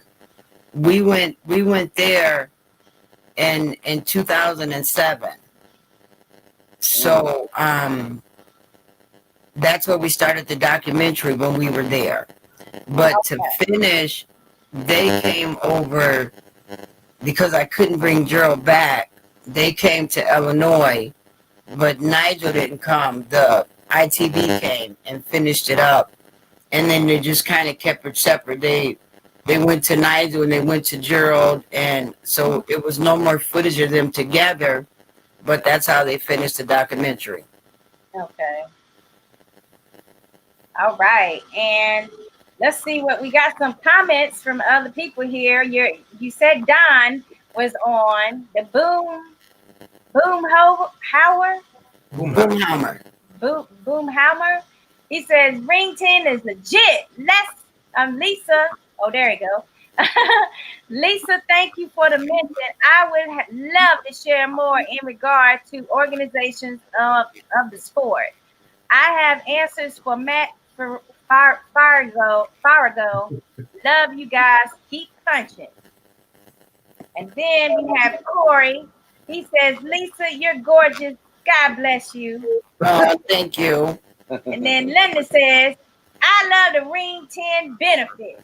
Hashtag BPH. That's my girl. She knows to put that hashtag BPH. Okay. All right. So, guys, tell us about these benefits that they were talking about here. Lisa saying that there's other benefits, or is it just the things that you help all of the boxers with as benefits? Well, there are no official benefits. There's no. Every fighter is unique in the what do you need? We've paid rent. I've found people places to live. We've paid, car bills. Funerals. We paid funerals. Howard Davis Jr. when he passed away. Yeah, I forgot about Paid that. for cancer treatment. Cancer treatment, right? That was an ongoing thing. Howard Davis passed away from cancer, but he fought to the end. And when I said, as long as you keep your hands up and you keep punching, Ring 10 is going to stay with you. And we prolonged his life quality for months, but obviously the cancer won. Right. It depends on, so we'll do anything, whatever you need, a fighter needs. As long as he's a legitimate fighter, which nowadays you can find out, in 5 minutes online. So it's unfortunately that the boxing world does not take care of their athletes once they don't produce. It's sad, and it's very unique. Hey man, have y'all worked with Rocky Lockridge? I know he passed. Yeah. You have? He passed. Yes, we were connected to him. He's in Washington, the state of Washington, on the West Coast. Top, right? Was he in Washington? I'm not. Oh, he was from Washington, but Rocky Lockridge. Yeah, he was from Washington, but I think he got on drugs and was somewhere else. He did, and he was homeless or something. Yeah, he was homeless. He was homeless. We found him a place to live. We got him in there for a couple of months. I just did that with a fighter. We do that. So listen, I'll find a fighter that's homeless. Mm-hmm. I'll make phone calls. I'll do what I have to do. I'll find a place that he can live, and I'll pay his rent for a couple months. But I'll say to him, listen, this is not a long-term solution, right? You're not going to lay with your feet up, watch TV, watch soap operas. So I'm going to get you in there. I'm going to get you out of the street, but I need you to get a job. You can get a job in Delhi in a stationery store. You need to meet me halfway, and I'll meet you halfway. How's that? And that's our logo. We got a question from Sarisa. Oh, she said, has Nigel never been to see G-Man since? No, not since 2007 when we went there. Did you talk to him on the phone, Lisa? No. Oh, okay. And I don't want to. All right. I understand. Yeah, for real. We went in 2007. We made peace and closed that chapter. And that's all I needed. Absolutely. And that's another aspect of brain injuries with boxing that is not discussed either. And that's the effects on the person that, was in the fight with them and did cause the damage. So it's emotional turmoil as well. Lisa, I got a lot of guys that love to play boxing game, and I want them to know that Gerald will be available on the boxing game coming out soon. Right, round for round. I wish I had a date, but I don't have a date, but it'll be soon. Wow, this will be the first time he's been on a game, right? Yes. Okay. Yep, it's coming soon. Play with Gerald. You got to get round for round. If Gerald is on there, you know you got to be able to download him. Download him. Yeah. Who would you match him up with in the game? Who would you match him up with? Roy Jones. Who else on that game? She said Roy Jones. Yeah, Roy on that game, definitely. I don't know if Roy is, but I want Tommy on there. no, he's not. I know they just added Zab Judah. Man, tell them to put Tommy on there, Lisa. That's a sore subject for me and Matt. Boy, oh Lord, yeah, I bet. So, is there anything else that you guys want to talk to us about? Lisa, we'll have to have you back on again, maybe earlier in the day, so we can see Gerald too. Absolutely. Another thing that I just wanted to stress was there are, and we've been it's been 25 years for me and Gerald, over 25 years. And it's been times where I've needed help, you know, when things come up, and there's very, very few people in the boxing world that you can go to for help. And Ring 10 is probably the only organization that helps with what a fighter needs, or to help a fighter get back on his feet. And it is so important to keep this organization going, because it's not that he's just helping Gerald and he's helping Wilford. Matt's the go-to guy for all of the fighters that need help. And there is no one else. So we need to keep Ring 10 strong, you know. Instead of paying the $150 to watch the pay-per-view events, invest that money in fighters that you've enjoyed, you know, over the years. Give that money to Ring 10 and help those fighters that you've got enjoyment out of watching, you know. It's not an easy position that Matt's in, because it's times when Ring 10 goes broke, Matt puts up his own money. And he shouldn't have to do that. Right. This is a sport that we all love, you know, and we all got to help keep Ring 10 and this organization healthy and helping the fighters. There is no other there are organizations that are out there, they just don't do what Ring 10 do for the fighters. Right, yeah. I mean, if we can get Floyd Mayweather or some of the other guys to just give Ring 10 a small percentage of their purse, you know? And even if you don't want to give anything, a lot of these people have so much pull. They can say, Floyd can go on Twitter and say, hey, everybody give Ring 10 $100. And they would do it just because Floyd asked them to do it, you know? Right, So, huge influencer, yes. The fighters today are going to be the recipients tomorrow at Ring 10. Absolutely. I mean, They're going to unfortunately, be the recipients tomorrow at Ring 10. yeah, either it's going to be money management for a lot of these guys, or it's going to have to do with health issues. So those are the realities of the sport.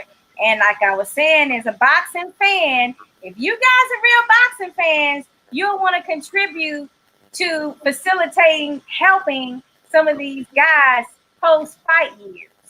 And it's important. And I like the work that I'm hearing Ring 10 is doing.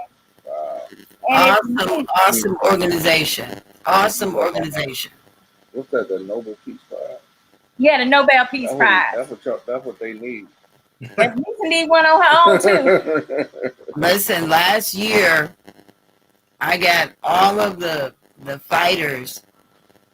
Matt, every year at the event,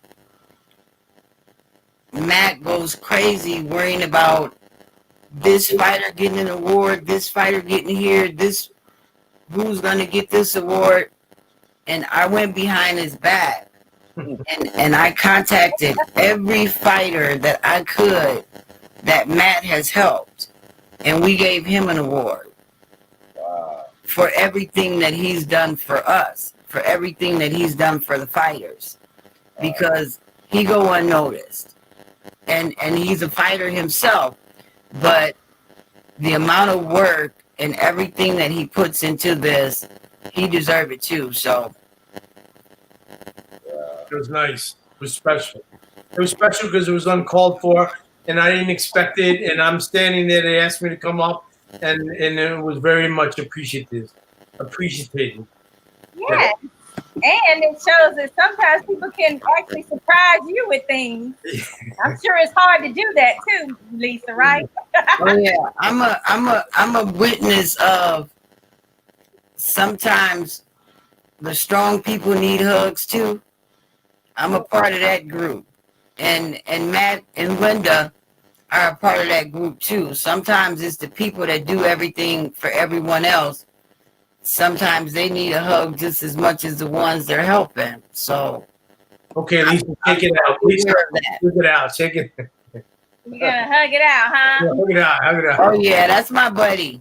So Don says, remember you have the International Brotherhood of Teamsters backing you guys. If you want to move forward further with organizing the sport as the NFL did for their players, fans can go to GoFundMe.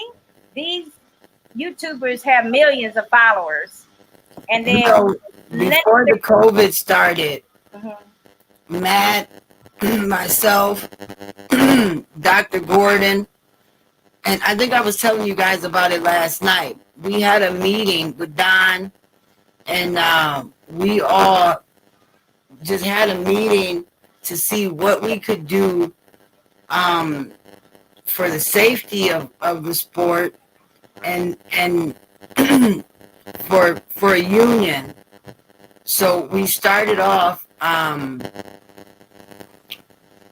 we had some really good ideas and some really good talks, and but because of COVID, we never got to it. Okay.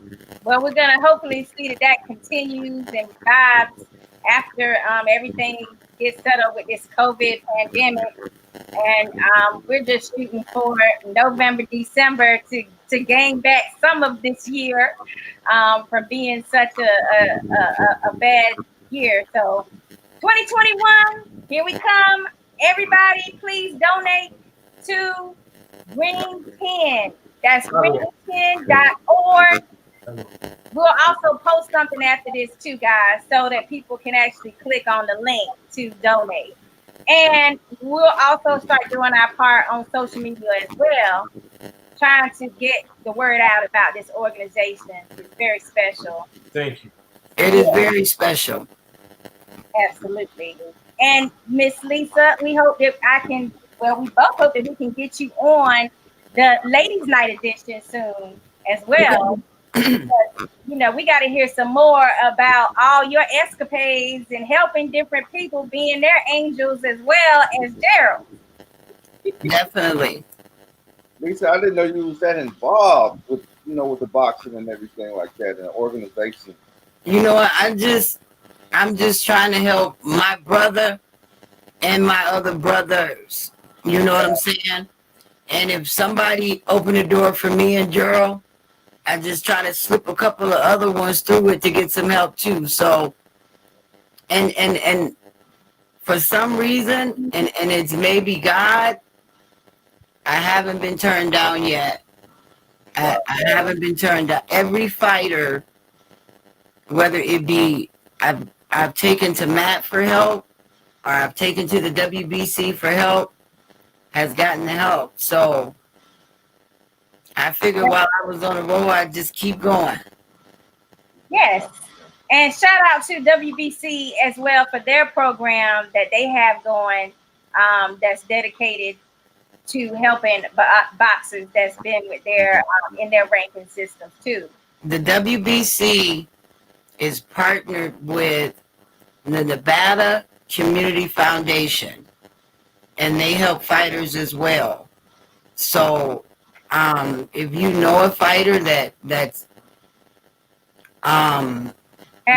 some help, you can also direct them to, it's called the Nevada Community Foundation.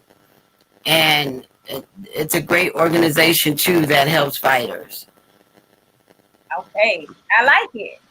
Well, we'll get all that information and post it on our page too for our Boxing Playhouse players so that they can get the word out as well. And I'm glad that there are organizations out here like Ring 10 that are able to help, as well as WBC and that Nevada, what did you say again? Nevada Community Foundation. Nevada Community Foundation. We have Sarisa. She says, bless you, Lisa and Matt, for all you're doing. Can we help more in the UK with Ring 10? Absolutely. Tell her to email Matt at Ring 10 at, what's your email address, Matt? Ring 10 NY, Ring 10 New York, Ring 10 NY at yahoo.com. But if you just go, it's on the website. So if you search Ring 10, it'll come up. You go to the website, it has my email address and everything. You could donate directly. You could email me. So just search Ring 10, you'll find us. And Matt's actually on Facebook too, so she can message Matt on Facebook or. Okay. Yeah, definitely. Matt, what's your last name again? We're Farrago. Oh. Farrago. I like that. That was good. Farrago. Farrago. Okay. Farrago. Farrago. Yes. Farrago. Okay. Yeah. And then we have Linda. She's saying we are a boxing community and need to take care of each other. Yes, we are. Yeah. Right. And then we got Malachi. He says prayers, 100%. So we love all of these comments. Thanks so much, guys, for participating with us tonight in our After Dark series. Mm-hmm. And you can catch us next Thursday at 8 p.m. Please go ahead and make sure you log on to ring10.org so you can become a member, because I know we're going to be members. Yeah, right? we are. We got cool. Yeah. I'll be looking forward to seeing you guys at the fundraiser next year. Oh, yeah. We will be there. Absolutely. We love that idea. And, we can be there to cover it and, get the word out on that end too, that you are having these type of fundraisers. Lisa, I want to know, how did you meet Matt and how long you been knowing Matt? Yeah. 10 years ago, I got a message from Matt, and he says, hi, my name is Matt Farrago. I have an organization called Ring 10, and I want to help you guys. And I'm like, okay. Aww. And he's been helping ever since. Oh, that's great. It's been 10 years. Yeah. Man. Yeah. That's a long-standing relationship that has truly been beneficial. And I'm glad that the two of you guys met and connected so that you can, help and branch out and be able to expand your organization. And like Linda said, we're family. And everyone that comes to Ring 10, yes, they leave as a part of that family. We're a family that look out for each other, that try to help each other. We're family. I love that idea. You think, Lisa, do you think it's going to be a benefit in November, or are they going to wait till next year?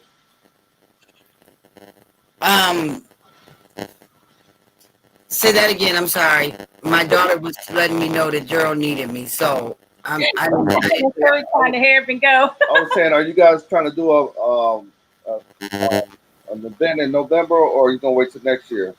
Well, the Ring 10 New York, we're hoping to be able to do in New York next year. But Okay. I'm going to try to have something in October, November in Freeport with the proceeds going to New York to get through, just to get some financial assistance to Matt until we can have our annual event. Mm. So we were scheduled for September 15th, I think it was this year. We were scheduled for September 15th, and then obviously the virus canceled it. So right now they have our deposit, but we were open-ended on a date because we don't know when the virus is going to subside. So Are they like open to the public? What's that? Are those events, are they open to the public or just certain people? You have to have 13 fights minimum. Oh, okay. I'm kidding. Oh my goodness. He's dead serious. He's serious. He's like, oh, well, I only had 12 fights. He's no.